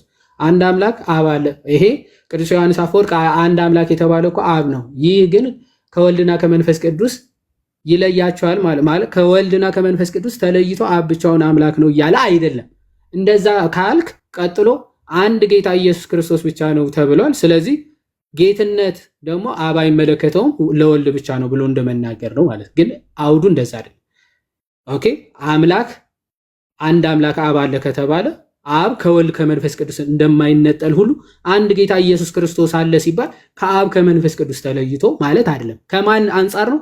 ከላይ ብዙ አማልክት የተባሉ ብዙ ቢኖሩም ብዙ ጌቶች የተባሉ ቢኖሩም ከእነርሱ ተለይተው ግን አንድ አምላክ አብ ወልድ መንፈስ ቅዱስ አንድ ጌታ አብ ወልድ መንፈስ ቅዱስ አለ የሚለውን አስረግጠው የሚናገር ነው ማለት ነው። ከዚህ አንጻር ልትማሩ ይገባቸዋል። አሁን ሁለት ሙስሊሞች ማስተማር ሆነብን። ጴንጤዎቹም ሙስሊሞቹም አንድ ላይ ሰልሞ ማስተማር ሆነብን እና ለዛ ነው ይሄን ሐሳብ የሄድኩበት። እግዚአብሔር ይስጥልኝ። ጋር ቃልት ያሰማልን ብሮስኪ፣ ቃልት ያሰማልን፣ እግዚአብሔር ያክብርልን። ፓፓ እግዚአብሔር ያክብርልን። እንትን ነው አስቸጋሪ እየሆነ መጣ ነገሩን እያደበላለቁት። አሁን ኢቭን ሁላ አሁን አንድ ኮሜንት እያየው ነበር። አላቅም ሜቢ ዘኪ ኮንፊርም ማድረግ ከቻለ ኦራንትሽ ምንድነው ታምራትንም ሆነ ኃጢአትን ይቅር ሲል ራሱ እንደ ነቢያቱ ስለተቀባ ነው የሚል ነገር ኮሜንት ላይ ያየው ነበር። እንደዛም ብሏል። እንዴ ጋይስ እዮባ ያለኝ እኮ ነው አባሰው አሉ። አሁን የበለጠ ሰለማ እንደው ከመመለሳችን በፊት እንደው በብሉይ ኪዳን ግን እስቲ ኃጢአትን ይቅር ብሏል። እሺ አይ ዘኪ እንደውም ይሄ ማርቆስ ወንጌል ምዕራፍ 2 ላይ ያለው ከአንድ ኡስታዝ ጋር አንድ ክርስቲያን ወንድም ሲወያይ ኡስታዙን ክርስቶስ እኮ ኃጢአት ይቅር ብሏል። ኃጢአትን ይቅር ማለት የሚችለው በብሉይ ኪዳን እግዚአብሔር ብቻ ነው። ስለዚህ ክርስቶስ አምላክ ነው ብሎ ለአንድ ኡስታዝ ጠይቆት ያ ኡስታዝ ሐዋርያትም እኮ ኃጢአት ይቅር ብሏል የሚል ነገርን አንስቶ ሐዋርያቶች በክርስቶስ ስም ኃጢአት ያስተርዩ ያለውን ጥቅስ ጠቅሶለት ነበርና በጣም የገረመኝ ነገር ሳሚ ከዛ ኡስታዝ ጋር ተመሳሳይ መልስ ነው የመለሰው ዛሬ።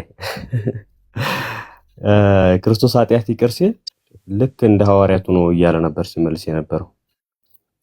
ተቀብቶ ስልጣን ነገር ማለት ነው። አሁን ግን ዘኪ በጣም የሚያስቀውን አቤት ቪዲዮ ምን አልከኝ አንተ? አይሰማም አለ ምናምን ነገር ጻገነት የሚለውና አዳም ኦኬ ነው። እሺ እንስማሽ። እሺ ይቻላል። እንዴት ናችሁ? ሰላም ናችሁ? ሰላም ዘጊ፣ እንዴት ነሽ? እንኳን ደህና መጣሽ። ቪዲዮ ይከፍታል። እስኪ ልሞክረው። በሌላ አካውንት ልምጣ ወይም ደግሞ ካሜራ ይከፍት መሰለኝ ስልኬ። ችግር የለውም። ድምጽ መስማት ከቻለ ችግር የለውም። ድጋሚ ገና ገብተሽ እንትን ከምትይ ኦኬ። ደግሞ የእግዚአብሔር ባሪያ ሆኖ ባገለገለበት በአገልግሎቱ ግን ኦፍ ኮርስ ተቀብቷል። ምንም ጥያቄ የለውም። ጸጋ ተቀብሎ ጸጋ እኮ ማለት ማድረግ ማንችለውን የምንችልበት ማለት እኮ ነው። አይዘው እሺ። ስለዚህ ኢየሱስ ክርስቶስ የባህሪ ክብርና የጸጋ ክብር አለው ነው የምንለው። ሁለቱንም ሁለቱም አለው ኢየሱስ ክርስቶስ። ሳሚ አዶፕሽኒዝም እኮ ሄሬሲ ነው ሳሚ። በቃ የሆነው ልድገማ ወይስ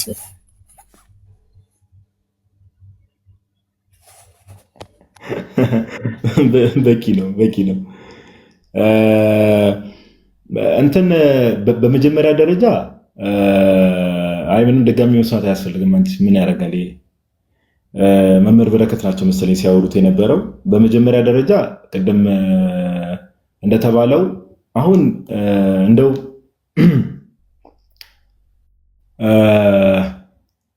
አስቸጋሪ ነው።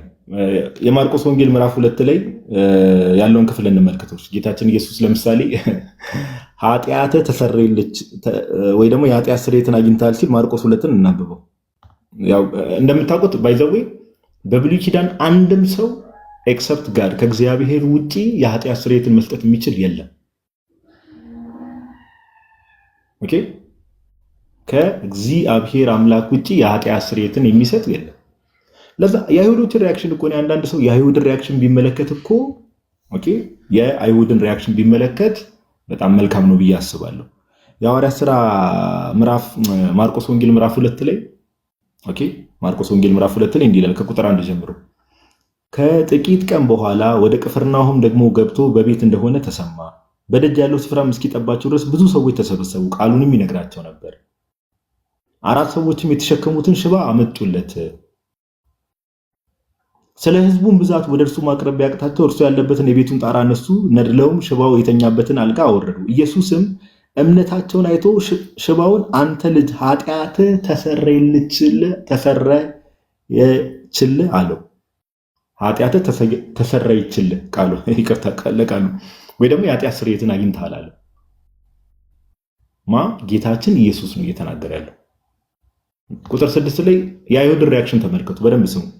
ከጻፎችም አንዳንዱ በዚያ ተቀምጠው ነበር፣ በልባቸው ይህ ሰው ስለምን እንደዚህ ያለ ስድብ ይናገራል?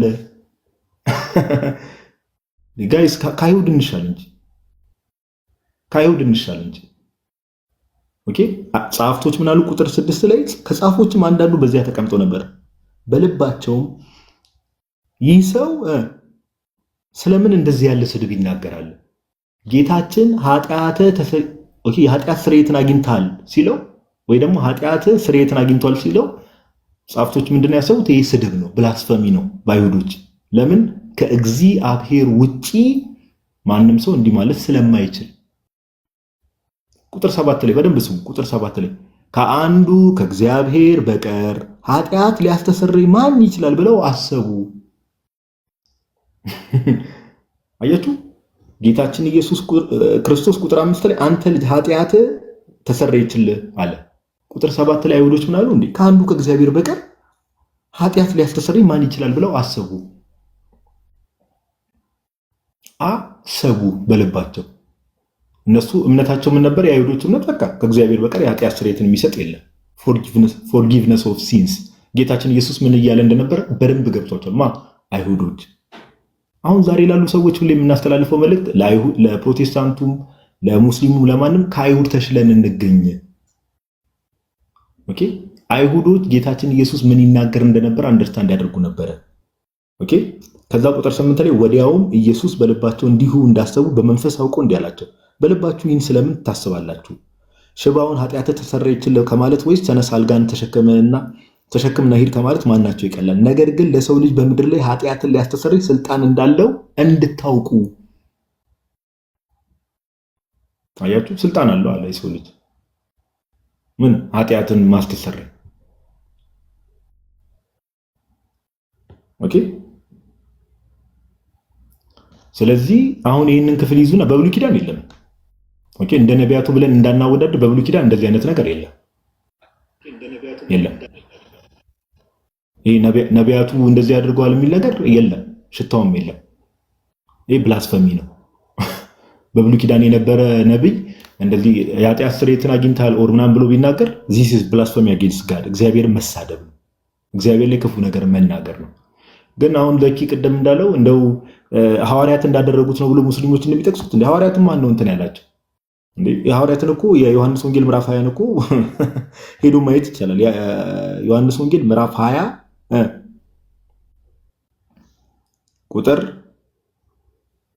የዮሐንስ ወንጌል ምዕራፍ 20 ቁጥር 21 ላይ እንዲህ ይላል፣ ኢየሱስም ዳግመኛ ሰላም ለእናንተ ይሁን፣ አብ እንደላከኝ እኔ ደግሞ እልካችኋለሁ አላቸው። ይህንንም ብሎ እፍ አለባቸውና መንፈስ ቅዱስን ተቀበሉ። ኃጢአታቸውን ይቅር ያላችኋቸው ሁሉ ይቀርላቸዋል፣ የያዛችሁባቸው ተይዞባቸዋል አላቸው። አውቶሪቲውን ከማን የተቀበሉት? ራሱ ጌታ እኮ ነው ስልጣኑን የሰጣቸው። በማን ስልጣን ነው ይህንን የሚያደርጉት? እኮ በክርስቶስ ኢየሱስ እኮ ነው። አውቶሪቲን ሁላ ልዩነቱን ተመልክቱ። ጌታችን ኢየሱስ ክርስቶስ በራሱ ስልጣን ነው ባይዘው የኃጢአት ስርየትን አግኝታል ብሎ ሲናገር እንመለከታለን። ኦኬ ሌሎቹስ ሐዋርያትን ብንመለከት ግን ከምንድን ነው ጌታችን ኢየሱስ ነው ስልጣኑን የሰጣቸው። እንደ ማቴዎስ ወንጌል ምዕራፍ 28 እኮ ለወንጌል ሲልካቸው እንመለከታለን። ሂዱ አሕዛብን ሁሉ በአብ በወልድ በመንፈስ ቅዱስም እያጠመቃችሁ እንዲያደርጋችሁ ትእዛዙን ላይ ይሰጣቸዋል። ኦኬ እስከ ዓለም ፍጻሜ ከእናንተ ጋር ነኝ እያለ ይናገራል።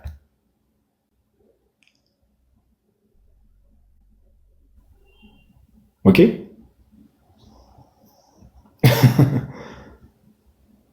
እንዴ እንደው ሌላው ይቀርና እስቲ መምህር በረከትም ስለመጡ የዮሐንስ ወንጌል ምዕራፍ 2 ላይ ጋይስ ያለውን ክፍል እንዴት ነው እነዚህ ወገኖቻችን የሚያዩት? የትኛው ነብይ ነው በብሉይ ኪዳን ራሱን ከሙታን ሲያስነሳ የተመለከት ነው? ጋይስ የትኛው ነብይ ነው ራሱን ከሙታን ሲያስነሳ ያየ ነው? ይሄስ ተአምር ስለተቀባ ነው? ብዙ የተቀቡ ነቢያት እኮ ነበሩ አይደል? እስቲ የትኛው ነብይ ነው? የትኛው ማን ነው ይህንንስ ሊያደርግ የሚችለው? ለምን ጌታችን ኢየሱስ ዮሐንስ ወንጌል ምዕራፍ 2 ላይ እንዲህ ብሎ ተናገረ። ቁጥር 18 ላይ ስለዚህ አይሁድ መልሰው ይህን ስለምታደርግ ምን ምልክት ታሳየናለህ አሉት። ቁጥር 19 ላይ እንደዚህ ይላል፣ ኢየሱስ መልሶ ይህን ቤተ መቅደስ አፍርሱት በ3 ቀንም አነሳዋለሁ አላቸው። ራሱ አነሳዋለሁ አላቸው። ታዲያ ዲቫይን ያልሆነ ኔቸር ይህንን ተአምር የትኛው ነብይ ሲያደርግ? በመንፈስ ቅዱስ የተቀባ ሰው ራሱን ከሙታን ማስነሳት ይችላል? እንደዚህ ያደረገ አለ? እንደ ነቢያቱ ስለተቀባ ነው የምትሉ ሰዎች እስቲ ነገሩና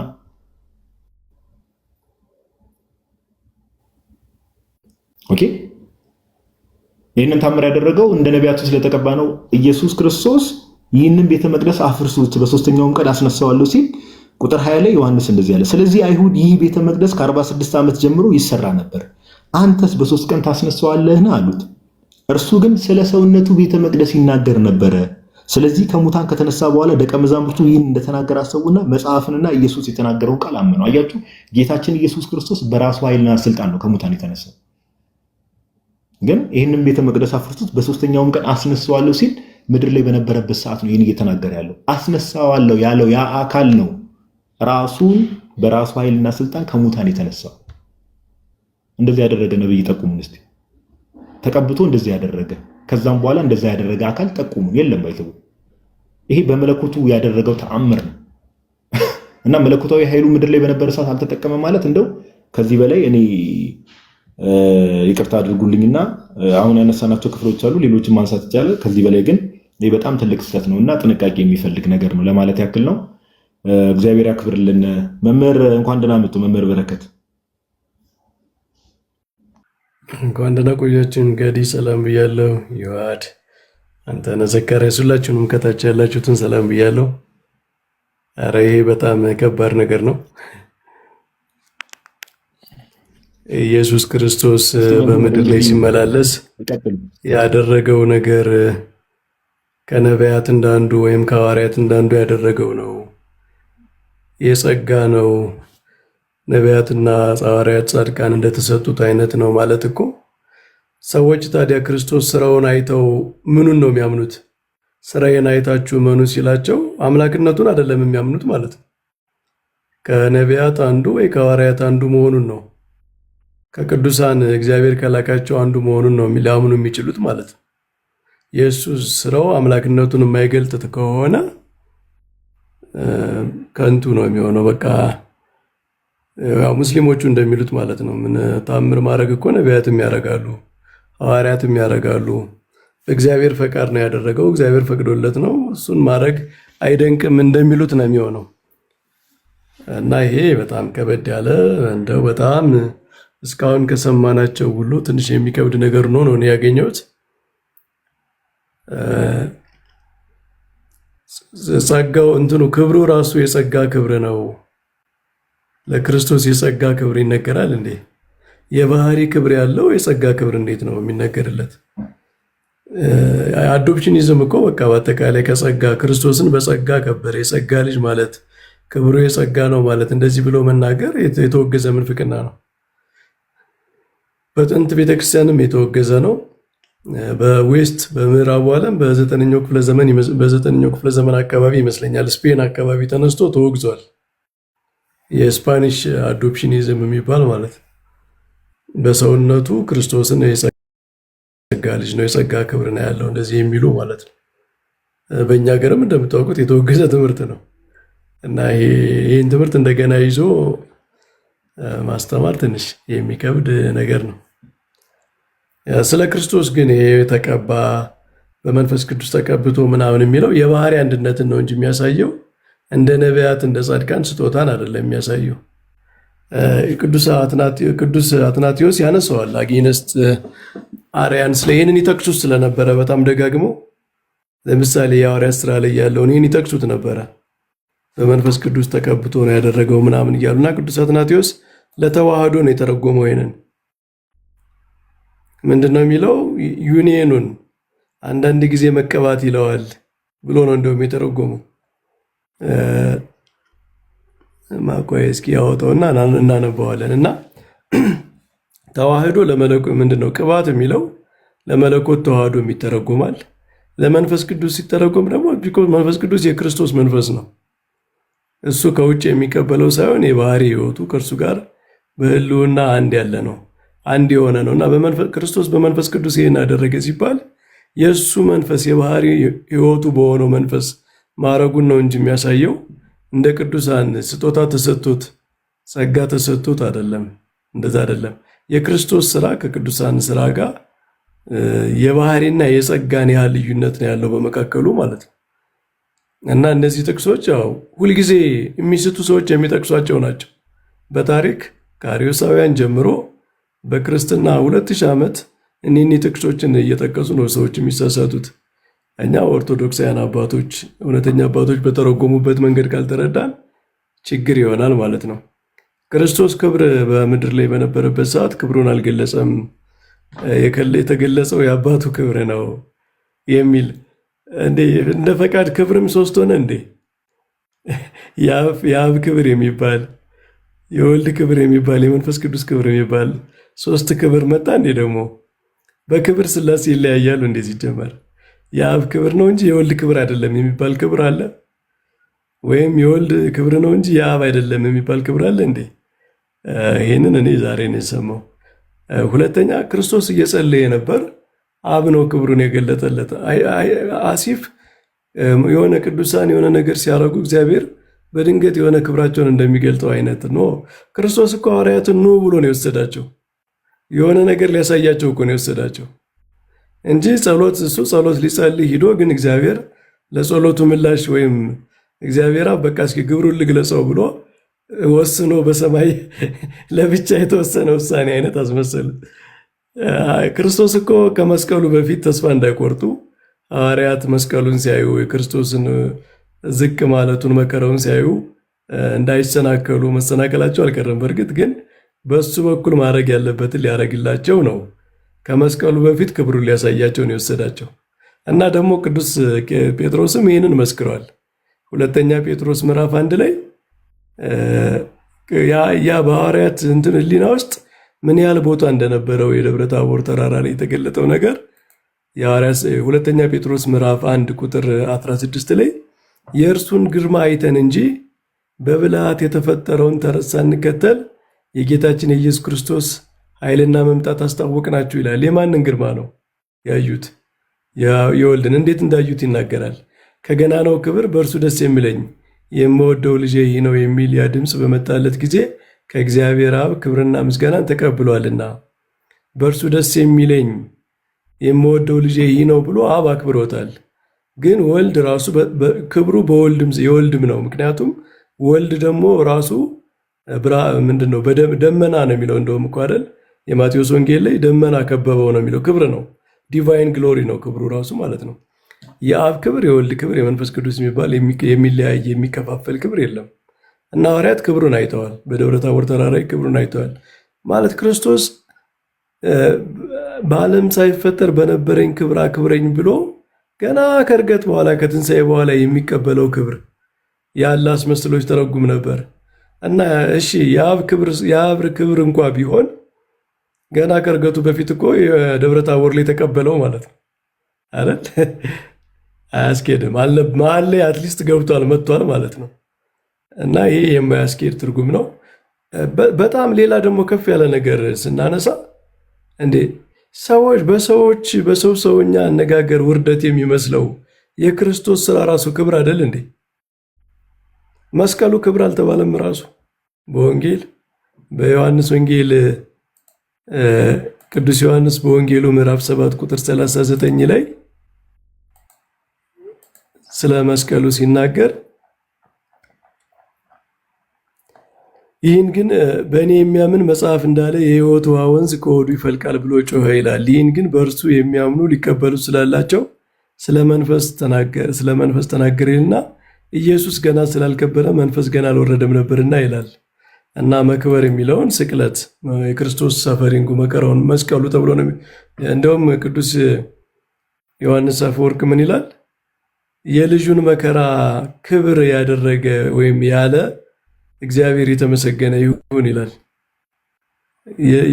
መከራውን ራሱ ክብር ያለ ነው የሚለው። የክርስቶስ መከራው ራሱ ክብር እኮ ነው። ክብር እኮ ነው። በመስቀል ላይ እኮ የተገለጸው ክብር ነው። በውርደቱ ውስጥ ራሱ ክብር ነው የተገለጠው። የእግዚአብሔር ፍቅሩ ማለት ነው። ዓለምን ምን ያህል እንደሚወደው በስራው ውስጥ ክብሩ ነው።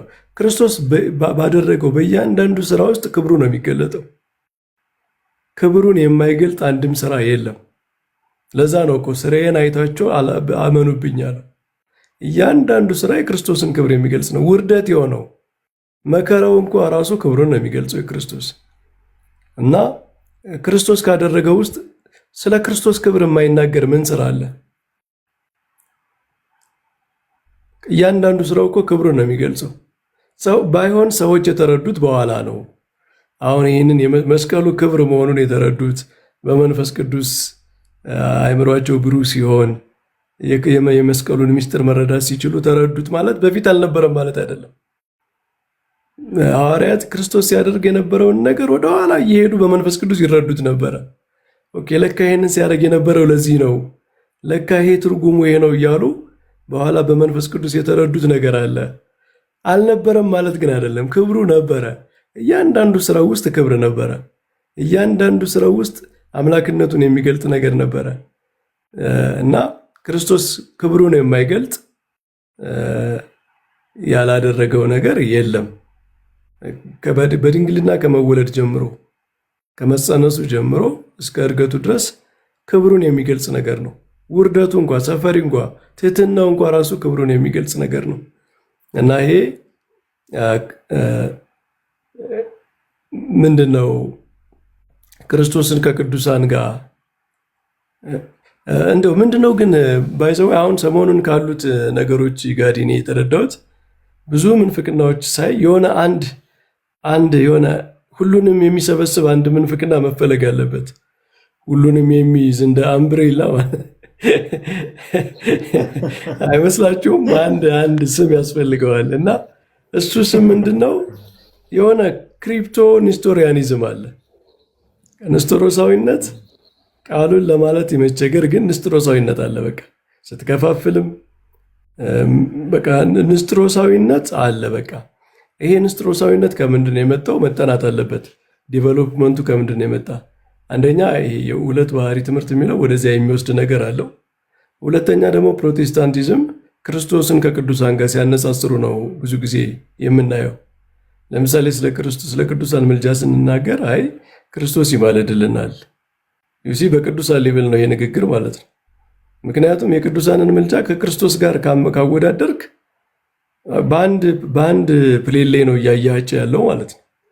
ስለዚህ ይሄ ዲቨሎፕመንት ያመጣው አንኮንሽስሊ ክርስቶስን ከቅዱሳን ጋር የማወዳደር ከቅዱሳን ጋር የማለካካት ነገር በቃ በአእምሯቸው ውስጥ የፈጠረው ነገር አለ እና የሁሉ እነዚህ ሲምፕተሞች ናቸው በየቦታው የምናያቸው። አሁን ነገረ ክርስቶስ ላይ ያሉ ስህተቶች ምልክቶች ናቸው። ዋናው ህመም ግን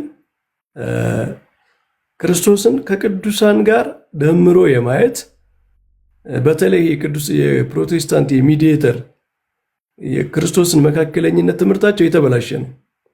መካከለኝነቱን እኛም እንቀበላለን አይደል? ክርስቶስ መካከለኛ ነው። እኛ መካከለኛ ስንል ክርስቶስን መካከለኛ ስንለው ፍጹም አምላክ ፍጹም ሰው እያለ ነው። የእነሱ መካከለኝነት ግን መሀል ላይ እያለ ያስመስላል። ከእግዚአብሔር ዝቅ ከቅዱሳን ከፍ ብሎ መሀል ላይ ያለ አይነት እና ይሄ የመካከለኝነት ትምህርት ችግር፣ ይሄ ሴሚ ኒስቶሪያኒዝም ንስጥሮሳዊነት ያልወጣለት ትምህርት ምናምን አለ። ከዚህ ሁሉ ነገር ግን እንደው ሰብሰብ ያለ ሰው ስላለ አሁን እንደው አንድ መልእክት ላስተላልፍና እኔ ልጨርስ። ይሄ ሶላ ስክሪፕቸራ የሚባለው ትምህርት በጣም ክፉ ትምህርት ነው። ሰዎች እንደፈለጋቸው የሆነ ነገር እንዲተረጉሙ፣ ጥቅስ እንዲተረጉሙ፣ የፈለጋቸውን እንዲያስተምሩ አዩት። በቃ አሁን ምንም ስለ ሶላ ስክሪፕቸራ መጥፎነት ሌላ ምስክር አያስፈልጋቸውም። ፕሮቴስታንት ወንድሞቻችንና እህቶቻችን ይሄ የሚታየው ምልክት በቂ ነው። አንድ ሰው ተነስቶ የሆነ ነገር ያስተምራል፣ የሆነ መጽሐፍ ቅዱስን እንደዚህ ነው ብሎ ይተረጉማል። ሌላው ተነስቶ የሆነ ነገር ይተረጉማል። የሚያስቆመው እንኳ የለም፣ የሚዳኘው እንኳ የለም። ስህተት ነህ ስትለው እንኳ ብቻውን ሄዶ ሲያች መሰረታ ማለት ነው። እና መጽሐፍ ቅዱስን ስትተረጉሙ ምንድን ነው አውቶሪቲያችሁ? አሁን እኛ ወደ ጥንት ቤተክርስቲያን እንሄዳለን፣ ወደ ካውንስሎች እንሄዳለን። ጥንታውያን ክርስቲያኖች እንዴት ተረጎሙት፣ እንዴት ተረዱት ብለን እነሱን ቼክ። አሁን ለምሳሌ እኔ ቅድም አትናቴዎስን አነሳው። አትናቴዎስ እንዲህ ነው የተረጎመው አልኩ። በቃ የቅዱሳን አባቶች ትርጓሜ፣ የጥንት ቤተክርስቲያን ትርጓሜ እኔን ይገዛኛል። ግን ይሄንን ወርውሮ የተነሳ ሰው መጽሐፍ ቅዱስን ብቻ ይዤ ነው እኔ ክርስትናን እምረዳው ብሎ የተነሳ ሰው ለትርጉሙ ምንም ዳኛ የለውም። ስለዚህ አሁን የሚታየው በፕሮቴስታንቱ ዓለም የሚታየው ውዝንቅጥ እናንተ ያልሰማችሁት ገና ብዙ ጉድ አለ። አሁን እናንተ በዚህ አሁን እኛ ብቻ ሳይሆን ብዙ ፕሮቴስታንቶች እየተደነቁ ነው አይደል በሚሰሙት ነገር። ኧረ በቃን እያሉ እኔ ያለው ኮሜንት ላይ ምናምን ማለት ነው። ወደ ሊበራል ስኮላሮቻችሁ ብትሄዱ ገና ያልመጡት ያልሰማችሁት ስለ መጽሐፍ ቅዱስ የሚሉትን ነገር ብትሰሙ በጣም ብዙ ለጆሮ የሚዘገንን ነገር ይባላል። ይሄ ሁሉ የሶላ ስክሪፕቸራ ውጤት ነው ማለት ነው። እና ጥንታዊቷን ቤተክርስቲያን አጥበቃችሁ ያዙ። እኛ ኦርቶዶክስ ሆኑ እኮ አይደለም፣ ኦርቶዶክስ መሆን ምርጫ ነው። ግን ጥንታዊት ቤተክርስቲያን ቢያንስ አጥኑ፣ ታሪክን አጥኑ፣ የአባቶችን ትምህርት አጥኑ፣ የጉባኤያትን ነገር አጥኑ። ይህንን ባጠናችሁ ቁጥር ወደ እውነተኛዋ ቤተክርስቲያን ትሳባላችሁ፣ ገብቷችሁ አምናችሁ ትመጣላችሁ ማለት ነው። ካልሆነ ግን መጽሐፍ ቅዱስ የያዘ ግን የተለያየ አይነት ትምህርት ያለው ሰው ነው የምትሆኑት ማለት ነው። የተከፋፈለ ዛሬ አንድ ሰው ሲያስተምር ምን እንሰማ ይሆን፣ ምን የተለየ ትርጉም እንሰማ ይሆን እያላችሁ ስትደነግጡ ነው የምትኖሩት። ይሄ መጽሐፍ ቅዱስ ብቻ ይህንን ነው የሚያመጣው። ሰው መጽሐፍ ቅዱስን ብቻ ከጥንታዊቷ ቤተክርስቲያን ከጉባኤያት አስተምሮ ነጥሎ ከያዘው ውጤቱ ይሄ ነው የሚሆን። ጋዲ ረጅም ጊዜ የወሰድኩ ይቅርታ። ቴንክ ዩ። አረ በፍጹም ቃሌት ያሰማልን መምህር በረከት። አንድ ነገር እንደው እዚህ ላይ ቀጣይ የዋዲንም አንድ ሀሳብ እንዲያነሳ እድል ሰጠዋለሁ። መምህር እንደው አንድ ጥቅስ ላንሳና አጠር ያለ 30 ሰከንድ ወስዶ ሊጨርሱት ይችላሉ። በእርግጥ ዕብራውያን መልእክቱ ያው ቅድም ይሄ እንደው ቅዱሳን እንደተሰጣቸው ጸጋ ነው በተሰጠው ጸጋ ነው እንደዛ የሚያደርገው የሚለውን ነገር ከሚለው አንጻር እስቲ ያው ቅድም በእርግጥ ሰፋ ያለው ጥቅሶችን አንስተናል። ግን ዕብራውያን መልእክቱ ምዕራፍ 1 ላይ ቅዱስ ጳውሎስ ይቅርታ ዕብራውያን ምዕራፍ 1 ቁጥር 3 ላይ ቁጥር 2 ላይ እንደዚህ ይላል፣ ሁሉ ወራሽ ባደረገው ደግሞ ዓለማትን በፈጠረበት በልጁ በዚህ ዘመን መጨረሻ ለኛ ተናገረን ካለ በኋላ ቁጥር 3 ላይ ምን ይላል?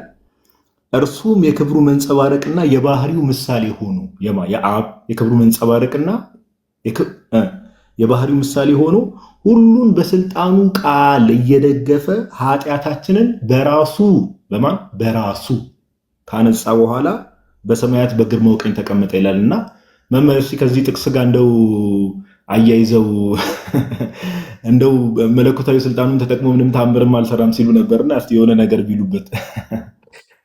ዕብራውያንን ባይዘው ፕሮቴስታንት ወንድሞቻችን ዕብራውያን 7:25 ብቻ ነው በደንብ የሚያነቡት ይመስለኛል። ዕብራውያን በጣም የሚገርም መጽሐፍ ነው። ሉተር ራሱ ብዙ ዕብራውያን ጋር ብዙ ፍቅር እንደሌለው ታውቃለህ አይደል ጋዲ? ምክንያቱም በጣም ኦቶሪቴቲቭ የሆነ የክርስቶስን አምላክነት የሚናገርና ስለ መልካም ስራም ይናገራል። መጥፋት እንዳለ በጣም አጠንክሮ ነው የሚናገረው። ድህነትን ራሱ ከፓርቲሲፔሽን ከመካፈል አንጻር ከመቀደስ አንጻር ነው እንጂ በጣም ሌጋሊስቲክ በሆነው በፕሮቴስታንት ሌጋሊዝም አይደለም የሚናገረው በዚህ መጽሐፍ ላይ ማለት ነው። እና ይሄ በጣም ግልጽ እኮ ነው። በቃ በስልጣኑ ቃል እየደገፈ ከቅዱሳን ለማን እንደዚህ ተብሏል እያነጣጠረ እኮ ነው። ባይዘወይ የዕብራውያን መልእክት ዓላማ ክርስቶስን ከፍጡራን እሱ የሚደርስ ከመላእክትም ሙሴን ያነሳዋል ቆይቶ። ቅድም ወንድማችን ሙሴን ከክርስቶስ ጋር ሲያመሳስል ነበር አይደል? እንደ ሙሴ ነው እያለ። የዕብራውያን ጸሐፊ ግን ሙሴንና ክርስቶስን ያነሰ እንትን ይላል፣ ያቃርናል። እንደ ሙሴ እኮ በቤቱ ባሪያ ነበር ይላል። የባሪያ ስራ ነው ማለት የአገልጋይነት ስራ ነው የሚሰራ። ክርስቶስ ግን እንደ ልጅ ነው፣ የልጅነት ስራ ነው የሰራው ብሎ ይናገራል። አሁንም በስልጣኑ ቃል እየደገፈ ኃጢአታችን በራሱ ካነሳ በኋላ በሰማያት በግርማው ቀኝ ተቀመጠ ይላል።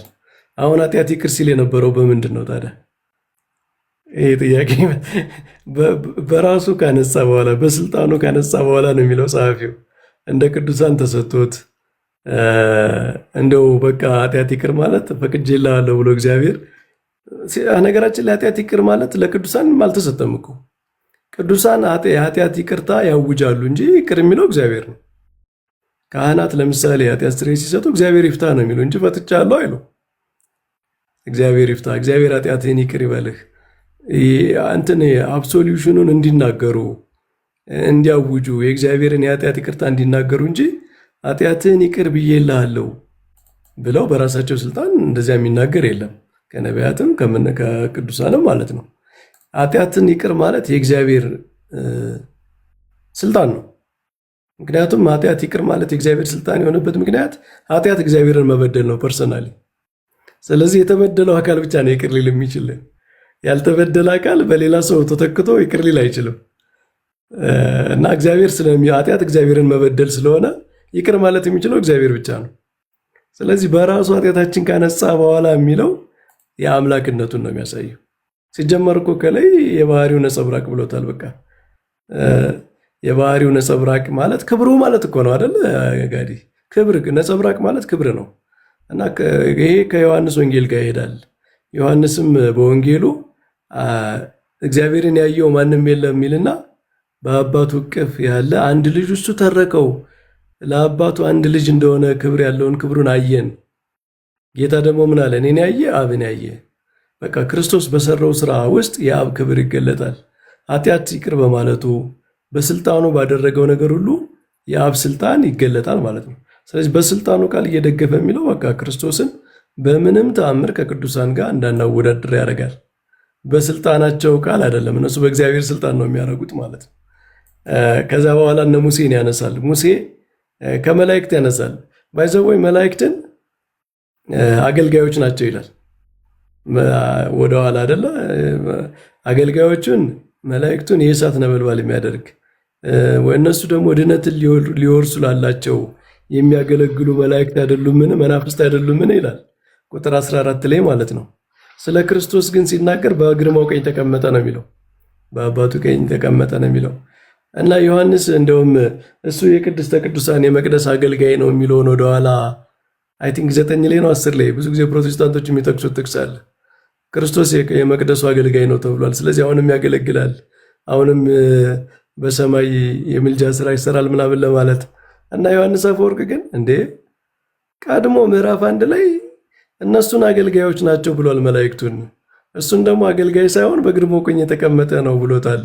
አሁን የቅድስተ ቅዱሳን አገልጋይ ለምን ይለዋል ብሎ ይተረጉማል።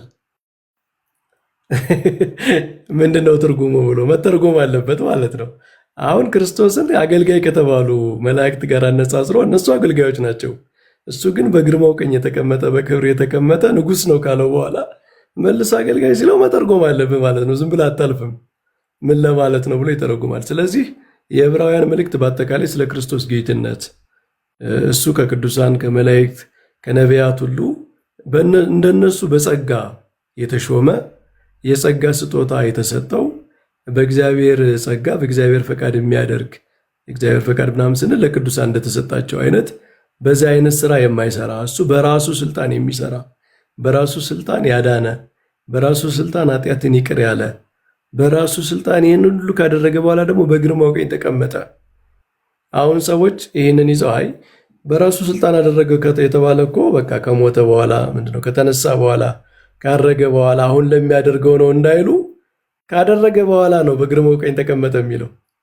ስለዚህ በስልጣኑ ኃጢአታችን በራሱ ካነጻ በኋላ የሚሉት ቃላት ከእርገቱ በፊት ስለሰራቸው ስራዎች ናቸው የሚናገሩት፣ በመዋዕለ ሥጋዌው ስላደረገው ማለት ነው። ስለዚህ እሱ የስልጣኑ ነው፣ የጌትነቱ ስራ ነው፣ የአምላክነቱ ስራ ነው የሚለውን በደንብ የሚገልጽ በጣም ጥሩ ጥቅስ ነው። ጋዲ ቃሎት ያሰማልን። መምህር በረከት እግዚአብሔር ያክብርልን። መምህር እዚህ የተናገሩት ላይ ሜቢ ከሙሴ ጋር ሙሴ እንደተሰጠው ነው ለሚለው ቅዱስ ጳውሎስ ባይዘዌ ዕብራውያን መልእክት ምዕራፍ 3 ላነበበ ሰው የሙሴ አምላክ ራሱ ያ በስጋ የተገለጠው ጌታችን ኢየሱስ የሙሴ አምላክ እንደሆነ ቅዱስ ጳውሎስ ዕብራውያን መልእክት ምዕራፍ 3 ላይ ይናገራል። ከቁጥር 1 ጀምሮ ብታነቡት ሙሴ ደግሞ በቤቱ ሁሉ የታመነ እንደሆነ እርሱ ለሾመው የታመነ ነበር። ቤትን የሚያዘጋጀው ከቤቱ ይልቅ የሚበልጥ ክብር እንዳለው መጠን እንዲሁ እርሱ ከሙሴ ይልቅ የሚበልጥ ክብር የተገባው ሆኖ ተቆጥሯልና። ለምን? ቤቱን የሚያዘጋጀው የተባለው ራሱ ክርስቶስ ስለሆነ። ኦኬ፣ እያንዳንዱ ቤት በአንድ ሰው ተዘጋጅቷልና ሁሉን ያዘጋጀ ግን እግዚአብሔር ነው እያለ ጌታችን ኢየሱስ ክርስቶስ በቤቱ የተሾመ ቁጥር 5 ላይ ሙሴስ በኋላ ስለሚነገረው ነገር ምስክር ሊሆን በቤቱ ሁሉ እንደ ሎሌ የታመነ ነበረ። እንደ ሎሌ፣ ክርስቶስ ግን እንደ ልጅ በቤቱ ላይ የታመነ ነው ይላል። አያችሁ? ኦኬ። ስለዚህ ሙሴን ከቀደም ጀምሮ ሪፊት እያደረግን ነው የተነሱ ሀሳቦችን እግዚአብሔር የተመሰገነ። ከነገራችን ላይ ጋዲ ይሄው ፓራራል ዕብራውያን ላይ ያለው እንደዚህ ሙሴንና ክርስቶስን እያነጻጸረ የክርስቶስን የባህሪ የሙሴን የጸጋ የአገልጋይነት አድርጎ መግለጽ ገና የዮሐንስ ወንጌል ምዕራፍ 1 ላይ ይጀምራል። ስለ ሙሴ ሲናገር ምን ይላል መሰለ? የዮሐንስ ወንጌል ምዕራፍ 1 ላይ ቁጥር 16 ላይ እኛ ሁላችን ከሙላቱ ተቀብለን በጸጋ ላይ ጸጋ ተሰጥቶናልና ይልና ሕግ በሙሴ ተሰጥቶ ነበርና ይላል። ጸጋና እውነት ግን በኢየሱስ ክርስቶስ ሆነ ይላል። ሙሴንና ክርስቶስን እያነጻጸረ ነው አሁን ዮሐንስ ራሱ ማለት ነው። በሙሴ የተሰጠን ሕግ ነው፣ በክርስቶስ የተጸገን ጸጋና እውነት ነው ይልና ሙሴ ሲነሳ ምን ትዝ ይላል? ክብር አለ አይደል? በሙሴ ላይ ያለ ክብር፣ በቤተ መቅደሱ ውስጥ የነበረው ክብር፣ ይሄ እግዚአብሔር ክብሩን ይገልጽ ነበር ለእስራኤል። መልሶ ወደ ክርስቶስ ሲመጣ ምን ይላል? በአባቱ እቅፍ እንዳለ አንድያ ልጅ የሆነ ክብሩን አየን። እንደ ሙሴ አይነት ክብር አይደለም ነው። የሙሴ ክብር የአገልጋይነት ክብር ነው። በእስራኤል ዘንድ የተገለጠውን ክብር አይነት ሳይሆን ለልጅነት የሚገባ ክብርን አየን። ክብሩን ራሱ ያነጻጽራል። በሙሴ የተሰጠውን ሕግና በክርስቶስ የተሰጠውን ጸጋ ካነጻጸረ በኋላ በሙሴ ዘመን በሕጉ በብሉይ ኪዳን የነበረውን ክብርና በክርስቶስ ያየነውን ክብር ደግሞ ያነጻጽራልና ምን ይላል? እንዴ ለልጅ የሚገባ ለአንድያ ልጁ የባህሪ ልጁን ክብር ነው ያየን ነው። እንደ ሙሴ ያየነው የአገልጋይነት ክብር አይደለም። እና የዮሐንስ ወንጌል በአጠቃላይ የብሉይ ኪዳንን ታሪክ በተለይ ከሙሴ ጋር የተያዘውን ሙሴ በጣም ብዙ ጊዜ ነው ዮሐንስ ወንጌል ላይ ደጋግሞ የሚመጣው ከክርስቶስ ጋር እየተነጻጸረ ማለት ነው። ፋሲካው ራሱ ይመጣል፣ የእስራኤል የፋሲካ ስርዓት ማለት ነው። የዮሐንስ ወንጌል ብሉይ ኪዳንን በጣም በመተርጎም እንደ ዮሐንስ ወንጌል የለም። በጣም በጣም በጣም በጣም በጣም ሰብሊም የሆነ እንትን ነው ትርጓሜ ማለት ነው። እና እንግዲህ በዮሐንስ ወንጌልና ከመልእክታት ከወንጌላት በጣም ቴዎሎጂካል የሆነው ዮሐንስ ወንጌል ነው። ገና ሲጀምር ሙሴንና ክርስቶስን አነጻጽሮ ነው የሚጀምረው። የሙሴ ሕግ ነው፣ የክርስቶስ ጸጋ ነው። የሙሴ ክብር እሱ ፊቱን የሚሸፈንበት በዛ በቤተ መቅደሱ የሚታየው ክብር ነው። የክርስቶስ ክብር ግን የልጅነት ክብር ነው። አንድያ ልጅ የሆነ እሱ ያሳየን ክብር ነው ብሎ ያነጻጽራል። ይህንን ጉዳይ ዕብራውያን ላይ ይደግመዋል። አሁን አንተ ባነሳው ሙሴ በቤቱ አገልጋይ ነበር፣ ክርስቶስ ግን ልጅ ነበር ብሎ ያንኑ ኮምፓሪዥን ያመጣዋል ማለት ነው። ኤግዛክትሊ ቃልት ያሰማል መምህር። ኢቨን ሁላኩ ዮሐንስ ወንጌል ምዕራፍ 1 ቁጥር 18 ላይ መቼም ቢሆን እግዚአብሔርን ያየው የለም በአባቱ እቅፍ ያለ አንድ ልጅ እርሱ ተረከው የሚለውን ኢቨን እነዚህ ጥንታዊ ደከታባት ሁላኩ ዘ ኦንሊ ቢጋትን ጋድ እያሉ ነው የሚያስቀምጡት። እነዚህ ኮዴክስ ሳይናቲከስ፣ ኮዴክስ ቫቲካነስ እነሱም ብንመለከታቸው ኢቨን ዘ ኦንሊ ቢጋትን ጋድ እያሉ ነው ለሚያስቀምጡት ሁላ ቃል በቃል ጥንታውያን ክታባት ራሱ። እሱ እንኳን ሌላ ቶፒክ ሊሆን ይችላል፣ ሌላ ቀን እንመጣበታለን። ግን እዚህ ሀሳብ ላይ አሁን ቀጣይ የምንሄደው ለማንኛውም ኮመንት ላይ አንድ ደግሞ የተባለ ነገር አለ። እንደው ከስር ከስር ሁሉንም ለፕሮቴስታንት ወንድሞቻችን እናቶቻችን ስለምናስብ እነሱም ትምህርት መማር ስላለባቸው ክርስቶስ እንደው ምድር ላይ በነበረበት ሰዓት ላይ ኦምኒ ፕሬዘንት አልነበረም ወይ ደግሞ በሁሉ ቦታ አይገኝም እያለ ሲናገር ነበረ ይላል። ያው እንግዲህ እኛ አሁን ከዚህ በፊት ጋይስ ሌሎች መምህራንም ቤት ብዙ ቦታ አብረን ላይፍ ስንገባ ብዙ ጊዜ የምናነሳቸው ትምህርቶች አሉ። ይህን ትምህርት ያለመከታተል የቤተክርስቲያንን ትምህርት አለመስማት ብዙ ጊዜ ችግር ላይ ይጥላል እና ሰውን ዘቂ ቆይ በቃ ላነሰው ነበረ ትላለ። ከዛ ዮሐዲ እድል ልስጥ ረዥም ሰዓት ዝም ስላልክ ብሮስኪ ክርስቶስ ኢየሱስ ምድር ላይ በነበረ ሰዓት ሁሉም ቦታ አይገኝም ነበር። መለኮትነቱን አልተውም። ሐሳባቸው እንዲህ ነው፣ መለኮትነቱን አልተውም፣ ግን አትሪቢዩቶቹን ትቶ ነበረ። ለምሳሌ ሁሉም ቦታ መገኘት የሚለውን ነገር አይገኝም ነበር ሁሉም ቦታ which means በቃ ሪስትሪክትድ ነው በስጋ ብሎናል። እንግዲህ ወንድማችን ሳሚ እንዲሚያምኑ ብዙ እንግዲህ እሱ ለምሳሌ ሀልወት ምናምን የሚባል ቸርች ውስጥ መድረክ ተሰጥቶት የሚያስተምር ሰው ነው ወንድማችን ሳሚ። ለምሳሌ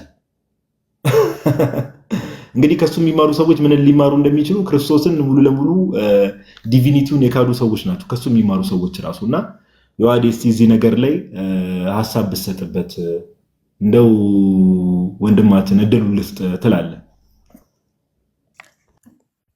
ኦኬ እሺ፣ ቃል ታሰማልን። ሁላችሁም በጣም ጥሩ ትምህርት እየተማማረን ነበረ እና ክርስቶስ በመዋዕለ ሥጋዌው ኦምኒ ፕሬዘንት አልነበረም የሚል ነው አይ ቲንክ መሰለኝ።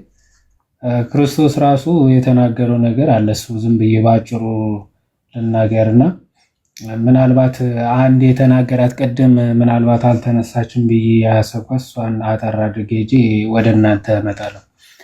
ክርስቶስ ራሱ በመዋዕለ ሥጋዌ ዮሐንስ ወንጌል ምዕራፍ 3 ላይ የተናገረው ነገር አለ። ከኒቆዲሞስ ጋር ሲነጋገር ምን ብሎ ነበረ? ኦፍኮርስ ስለ ዳግም ልደት ሲነገራቸው የማይገባቸውም ለዚህ ነው። አይ ቲንክ ኒቆዲሞስ እንኳን ተማሪ ነበረ በዛ ሰዓት። የምድራዊ ነገር ማይገባቸውም ሰማያዊ ነገር እንዴት ሊገባቸው ይችላል ማለት ነው። ምድራዊ ነገር የሚነገራቸው የጥምቀት ለድህነት ነው፣ ጥምቀት ዳግም ልደት ይሰጣል የሚለውን የማይቀበሉ ሰዎች ክርስቶስ በመዋዕለ ሥጋዌ ኦምኒ ፕሬዘንት ነበር የሚለው እንዴት ሊገባቸው ይችላል? እና ክርስቶስም ከኒቆዲሞስ ጋር ሲነጋገር እንዲህ ነበር ያለው፣ እውነት እውነት እልሃለሁ የምናውቀውን እንናገራለን፣ ያየነውን እንመሰክራለን፣ ምስክራችንንም አትቀበሉም ካለ በኋላ ስለ ምድራዊ ነገር በነገርኳችሁ ጊዜ ካላመናችሁ፣ እንግዲህ ስለ ዳግም ልደት ነግሮት ማለት ነው። ስለ ሰማያዊ ነገር ብነግራችሁ እንዴት ታምናላችሁ ይላል። ስለ ሰማያዊው ነገር ቢነገራቸው እነዚህ ሰዎች ሊያምኑ ይችላል? አይችሉም። ምንድነው ሰማያዊ ነገር? ዝቅ አለ። ክርስቶስ እንዲህ አለ፣ ከሰማይ ከወረደ በቀር ወደ ሰማይ የወጣ ማንም የለም፣ እርሱም በሰማይ የሚኖረው የሰው ልጅ ነው። በሰማይ የሚኖረው ባይዞ ቢንግ ነው እንግሊዘኛው። ቢንግ ማለት ፕሬዘንት ኮንቲኒዩስ ማለት አሁንም በሰማያትም ያለ ነው ማለት ነው። አሁንም በሰማይ ያለ ነው። ይሄ ቅዱስ ዮሐንስ አፈወርቅም ሲናገር አያችሁም እንዴት ክርስቶስ ራሱን ከፍ አድርጎ ሰውነቱ በሰማያት አሁንም እንደተቀመጠ እንደሚናገር ትመለከታላችሁ። ከኒቆዲሞስ ጋር እየተነጋገረ ማለት አሁን ይሄ ከኒቆዲሞስ ጋር እየተነጋገረ ነው። ግን ምን ብሎ ተናገረ? በሰማያት ያለ የሚኖር ነው አለና ማ መለኮት ነው አለ? አይደለም፣ የሰው ልጅ ነው አለ። ከሰማይ ከወረደ በቀር ብሎ ሰውነቱ ከሰማይ እንደወረደ ተናገረ። ፍጹም ተዋህዶ ባይዞ መጽሐፍ ቅዱስ ተዋህዶ አንድ ክርስቶስ ነው የሚናገረው። ይህም አንድ የተዋህዶ ማሳያ ነው። ከሰማይ ከወረደ በቀር ወደ ሰማይ የወጣ የለም አለ። እርሱም በሰማያት የሚኖረው ማን ነው አለ? የሰው ልጅ ነው አለ። ስለዚህ የሰው ልጅ በሰማያትም በምድርም አለ ብሎ ክርስቶስ እየተናገረ ነው። ይህን ትቀበላለህ ወይስ አትቀበል? ኦፍ ኮርስ አትቀበል፣ መጽሐፍ ቅዱስ አትቀበል። ማቴዎስ ወንጌል ምዕራፍ 28 ከቁጥር 19ም እንዲህ ብሏል። አሁን የክርስቶስ የራሱ ቃል ነው ባይዘው የምንናገረው የክርስቶስ የራሱ ቃል። ማቴዎስ ወንጌል ምዕራፍ 28 ከቁጥር 19ም እንግዲህ ሂዱ አለ፣ አሕዛብን ሁሉ በአብ በወልድ በመንፈስ ቅዱስ እያጠመቃችኋቸው ያዘዝኳችሁን ሁሉ እየጠበቃችሁ እንዲጠብቁ እያስተማራችኋቸው ደቀ መዛሙርት አድርጓቸው። እነሆ እኔ እስከ ዓለም ፍጻሜ ድረስ ሁልጊዜ ከእናንተ ጋር ነኝ አለ። ማነው ይሄ? ክርስቶስ ነው የተናገረው። ኢየሱስም አላቸው፣ ከፍ ብሎ እንደዛ ነው የሚናገረው። ስለዚህ ኢየሱስ ምን ብሎ ተናገራቸው? ሂዱ ማለት በዛን ሰዓት ብቻ አይደለም። ክርስቶስ በየትኛውም ሰዓት ምንድነው? ኦምኒ ፕሬዘንት ነው፣ በሁሉም የሞላ ነው። በሚመጣውም ላለውም ላለፈውም ለሚመጣውም ትውልድ ሁሉ ክርስቶስ ኦምኒ ፕሬዘንት በሁሉም የሞላ እንደሆነ እና በሁሉም ቦታ ያለ እንደሆነ ምንድነው የሚናገረው? ሐዋርያቶቹ ወደ አሕዛብ ሁሉ ሂዱ ቢበተኑ፣ ሐዋርያት እንግዲህ ኦምኒ ፕሬዘንት አይደለም፣ የተወሰኑ ናቸው። ማለት የተወሰነ ቦታ ሄደው ነው ሊያስተምሩ የሚችሉ። እነሱ ሄደው በሚያስተምሩበት ስፍራ ሁሉ ግን ማን አለ? ክርስቶስ አለ። ለዛ ነው አሕዛብን ሁሉ ሂዱ ስበኩ በአብ በወልድ በመንፈስ ቅዱስም አጥምቁ ካለ በኋላ ምን አለ? ሁልጊዜ እኔ ምንድን እስከ ዓለም ፍጻሜ ከእናንተ ጋር ነኝ ብሎ ተናገረ ማለት ነው። ኦምኒፕሬዘንት ያው ሁልጊዜ የምንጠቅሰውም ጥቅስ አለ። ሁለት ወይም ሶስት ሆናችሁ በስሜ በምትሰባሰቡበት ሁልጊዜ እኔ ከእናንተ ጋር ነኝ ብሎ ክርስቶስ ተናግሯል።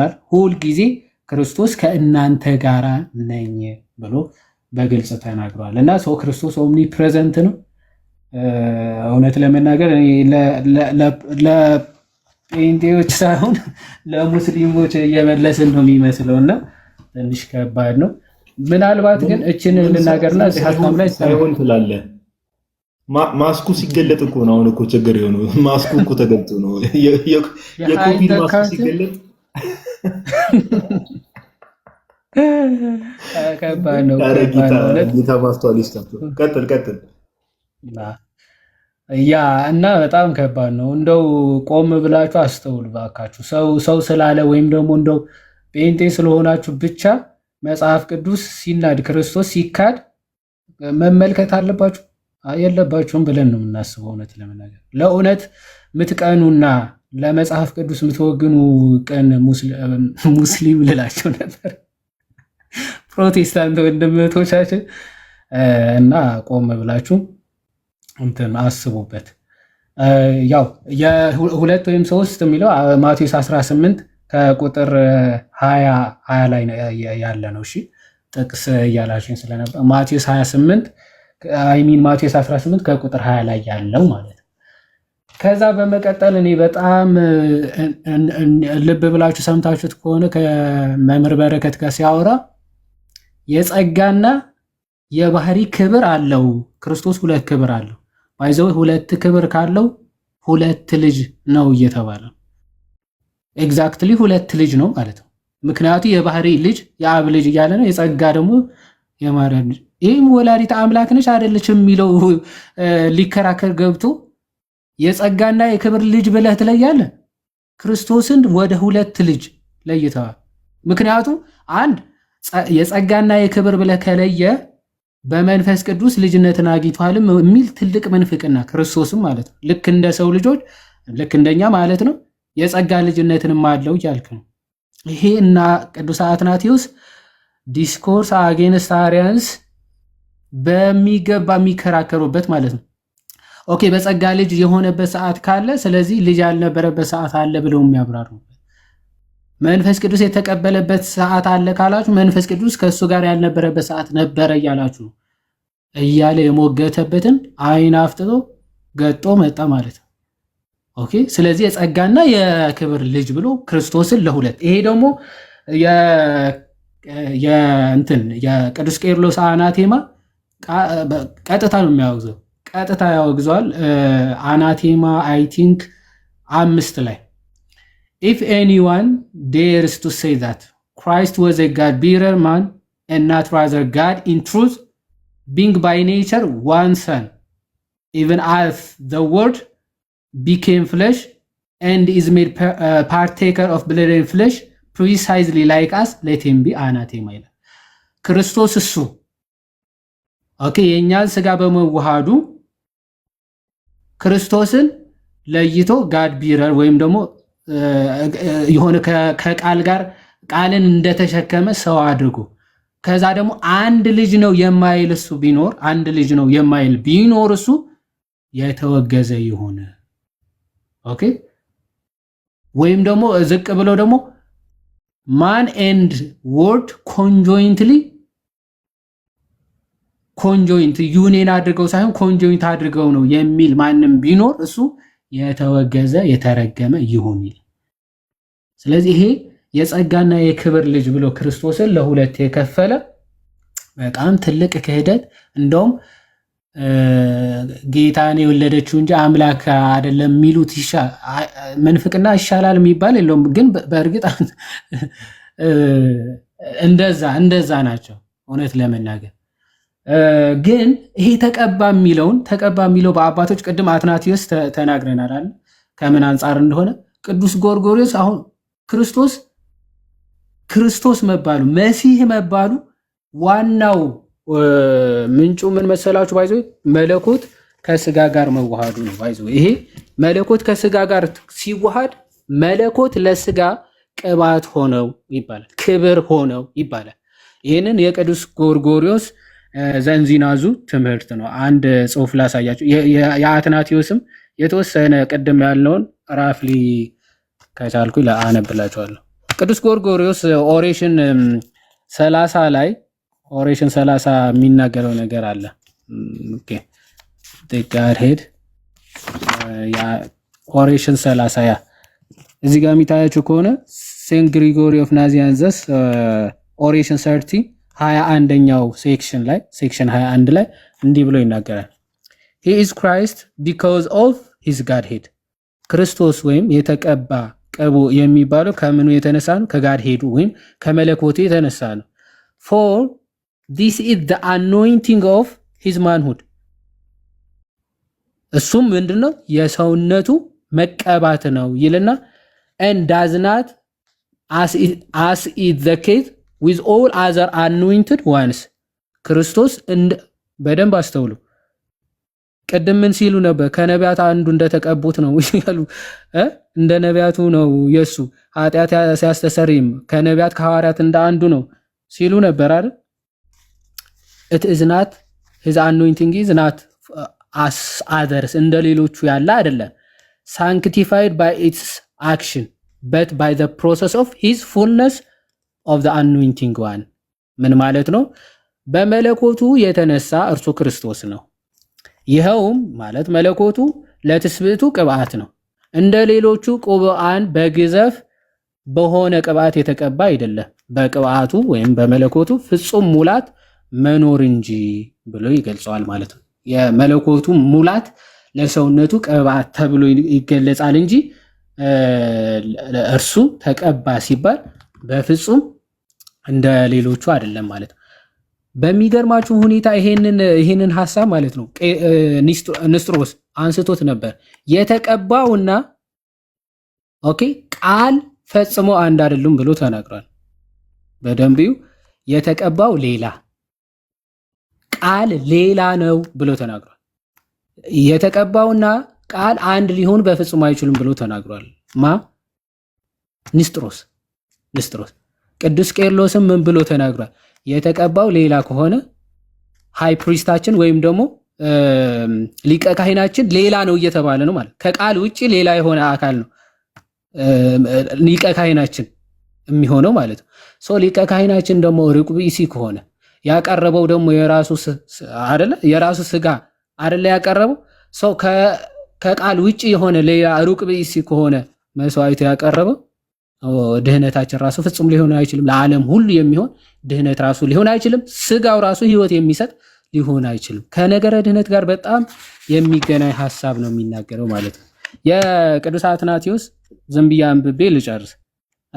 ዲስኮርስ 1 ቻፕተር 28 ቻፕተር 12 ከቁጥር 46 ጀምሮ ያለውን ሐሳብ ማለት ነው።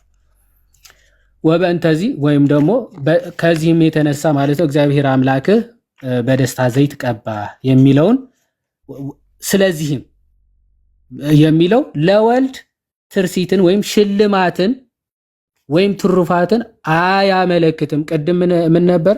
ተቀባ ተሰጠው ሲባል ለመለኮቱ ነው ሲል ነበረ። በጭራሽ ለወልድን የሚያመለክት አይደለም። but the reason who he came down to us and of the spirit anointing which took place in him for our sakes ማለት ወደ እኛ የመጣበትን ዓላማ እና ስለ እኛ በእርሱ የሆነውን ቅብዓተ መንፈስ ቅዱስ እንጂ ቃሉም ወይም በእንተዚህ ቀብአከ ትኩን አምላከ አው ወልደ አው ቃለ ምን ማለት ነው? wherefore he anointed you in order to your being God or king or son or word ስለዚህ አምላክ ትሆን ዘንድ ወይም ንጉስ ትሆን ዘንድ ወይም ቃል ትሆን ዘንድ ቀባህ አላለውም። ኦኬ ቃል እንድትሆን ንጉስ እንድትሆን ወይም ደግሞ የከበርክ እንድትሆን ቀባህ አላለም። አስቀድሞም በባህሪው ንጉስ ነውና ይልና እርሱም ደግሞ የተቀደሱ እንዲሆኑ እኔ ራሴን ስለ እነርሱ ቀድሳለሁ ወበእንቲአሆሙ አነ እቄድስ ርእሰየ የሚለውን የዮሐንስ 17:19 ጥቅስ የሚጠቅሰው ለዚሁ በእርሱ ተቀባ መባል እኛ ከበርን ማለቱ ነው ይልና እችን ብቻ አንብቤ ልጨርስ። ራሴን ስለ እነርሱ ቀድሳለሁ በማለት እርሱ አካላዊ ቃል ቀዳሲ እንጂ ተቀዳሲ እንዳልሆነ አሳየ። እኛ በጽድቅ በእውነት እንቀደስ ዘንድ የቅድስና ጌታ እርሱ ራሱን በራሱ ይቀድሳል እንጂ በሌላ አይቀደስምና ይለ የክብር ጌታ የሆነው በሌሎች የሚቀደስ ሳይሆን እሱ ራሱ ቀዳሲ ነው ብሎ ቅዱስ አትናቴዎስ ሲናገር ሰው ከዚህ አንጻር ልናይ ይገባል ለማለት ነው። እግዚአብሔር ይስጥልኝ። ቃል የተሰማልን ዮሐዴ እግዚአብሔር ያክብርልን።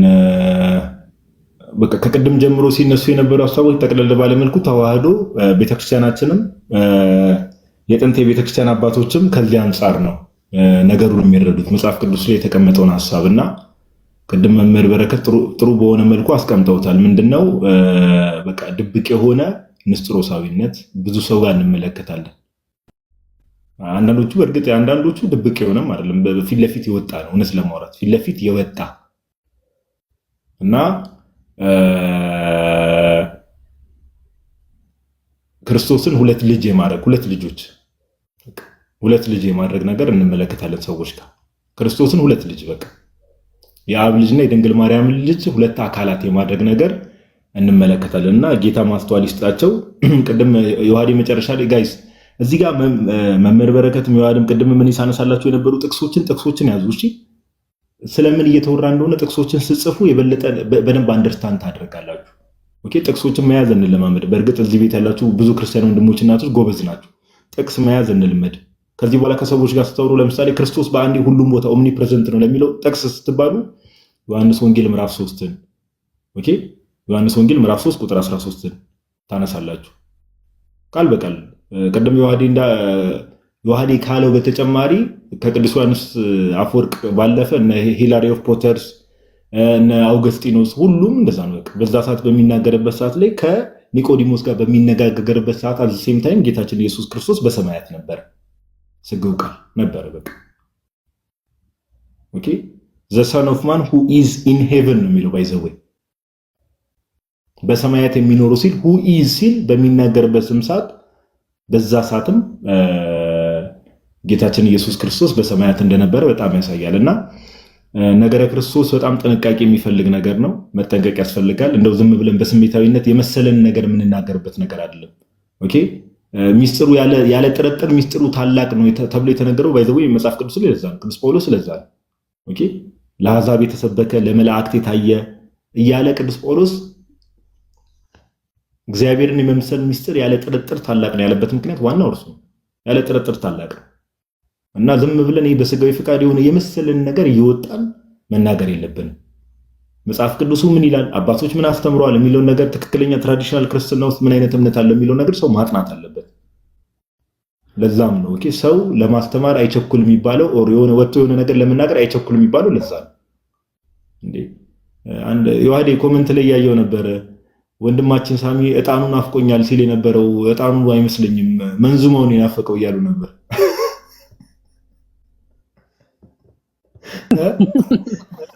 መንዙማ ከባድ መንዙማውን የናፈቀው እያሉ ነበር እንዴ ሰዎችን ወደዛ የመምራት ነገርና ኤኒዌይስ የተነሱ ሀሳቦች ላይ አንዱ ደግሞ ኮሜንት ላይ ጋዲ አንተን ከአንድ እግር ኳስ ቡድን ተከላካይ ለይቻ ላይህም እያለኝ ነው። ከምን አንጻር እንዳልከኝ ወንድም እስቲ በውስጥ አብራራው፣ የራሱ ማብራሪያ የሚፈልግ ነገር ነውና መምህር በረከት የሚሉት ነገር ካለ የተነሱት ሀሳቦች ላይ ሰመራይዝ የሚያደርጉት ነገር ካለ እርሱ ይበሉና ሜቢ ዘኪ እናንተሽ የሚጨምሩትም ነገር ካለ መጨረሻ ላይ ለነሱ እድል ሰጣለሁ። መምህር እርሱ የሚሉት ነገር ካለ እድል ስጦት። አይ በቃ ይዋድ በደንብ ሄዶበታል። ቃሌውት ያሰማልን። ግን አንድ በጣም ቤዚክ የሆነ ነገር እንደው ለመጨመር የባህሪ የሆነ ነገር እኮ አይታጣም። በሁሉ ቦታ ያለ አምላክ በምንም ታምር በሁሉ ቦታ የሌለ ሊሆን አይችልም። ማንነቱ ተቀየረ ማለት ነው፣ ውላጤ ነው የሚሆነው። እግዚአብሔር አትሪቢዩቱን ሊተው አይችልም። ሌላ ውስን የሆነ ሰውነትን ገንዘብ አደረገ። በዛ ውስን በሆነ ሰውነቱ ውስን ሆኖ ታየን ለኛ እንጂ እግዚአብሔር ማንነቱን ሊለውጥ አይችልም። ማንነቱን ሊተው አይችልም እና በሁሉ ቦታ መገኘቱ ከቆመ እኮ አምላክነቱ ቆመ ማለት ነው። ምክንያቱም አምላክነት መገለጫው በሁሉ ቦታ መሆን ነው አንዱ ማለት ነው። ስለዚህ እንደዛ አይሆንም። ሁለተኛ አንድ በጣም ትልቅ እንትን አመክንዮ እስላሞች ጋር በተለይ በሙስሊሞች ጋር የሚደረጉ ውይይት ጥንታውያን አባቶች ሙስሊሞች እንደዚህ አይነት አርጊውመንት ያነሱ ነበረ። አይ ክርስቶስ ስጋ ሆነ ካላችሁ መለኮት በስጋ አደረ ካላችሁ መለኮት ተወስኗል ማለት ነው የሚል አርጊውመንት ያነሳሉ። እና አባቶች ምን ብለዋል? የሚያንሰው ነገር የሚበልጠውን አይወስነውም ብለዋል። ስጋ ከመለኮት የሚያንስ ስለሆነ መለኮትን በቃ በኔ ልክ ሊለው አይችልም። መለኮት ነው ስጋን የሚይዘው እንጂ ኮንቴን የሚያደርገው ስጋ መለኮትን ኮንቴን ሊያደርገው አይችልም፣ ሊገድበው አይችልም። ሁልጊዜ የሚበልጠው ነገር በሚያንሰው ነገር አይገደብም፣ አይወሰንም ማለት ነው። መለኮትና ስጋ ሲዋሃድ ስጋ የሚያንሰው ስጋ ከሱ ኢንፋይናይትሊ የሚበልጠውን መለኮትን በኔ ልክ ሆኖ በኔ ልክ ነው የምትሆነው በኔ ልክ ተወሰን ሊለው አይችልም። ብዙ ምሳሌዎችን ያነሳሉ። ለምሳሌ እሳትና ብረት እንኳ ቢዋሃዱ እሳቱ ስፒሪቹዋል ኔቸር አለው አይደል? ሙቀት ኤነርጂ አለ። ከዛ ከብረቱ አልፎ በብርሃኑና በሙቀቱ ይወጣል እሳቱ። በዛች በእንትኑ ልክ አይወሰንም እሳት እንኳ ማለት ነው። የሰው ነፍስም በስጋ ውስጡና በኮንቴምፕሌሽን እስከ ሰማይ ሰማያት ታስባለች ደርሳለች። እና የሚበልጥ ኔቸር የሚበልጥ ባህሪ በሚያንስ ባህሪ አይወሰንም። ባይ ፕሪንሲፕል ራሱ በፕሪንሲፕል በፍጥረት እንኳ የሚያንሰው የሚበልጠውን ሊወስነው አይችልም። ስለዚህ ስጋ መለኮትን አይወስነው፣ ግን በስጋ ተወስኖ ታየለኛ በሚታይ ስጋ። ምክንያቱም ስጋ የመለኮት ገንዘብ ስለሆነ ክርስቶስን በሰውነቱ ስናየው በመለኮቱ እንዳየ ነው። እንደሱ ነው አየን፣ በመለኮቱ አየነው ማለት ነው በተዋህዶ ምክንያት እንጂ መለኮት በስጋ ልክ ነው፣ በስጋ ልክ ተወስኖ አይደለም። እንደዚህማ ከሆነ መለኮት ወደ ስጋ ወረደ ማለት እኮ ነው፣ ተቀየረ ማለት ነው። እና ይሄ በእስልምና ምናምን የሚነሳ ሎጂክ ነው። በክርስትናማ በፍጹም ይሄ ሊነሳ አይገባም። ጥሩ ተወያይተናል። እግዚአብሔር ይስጥልን።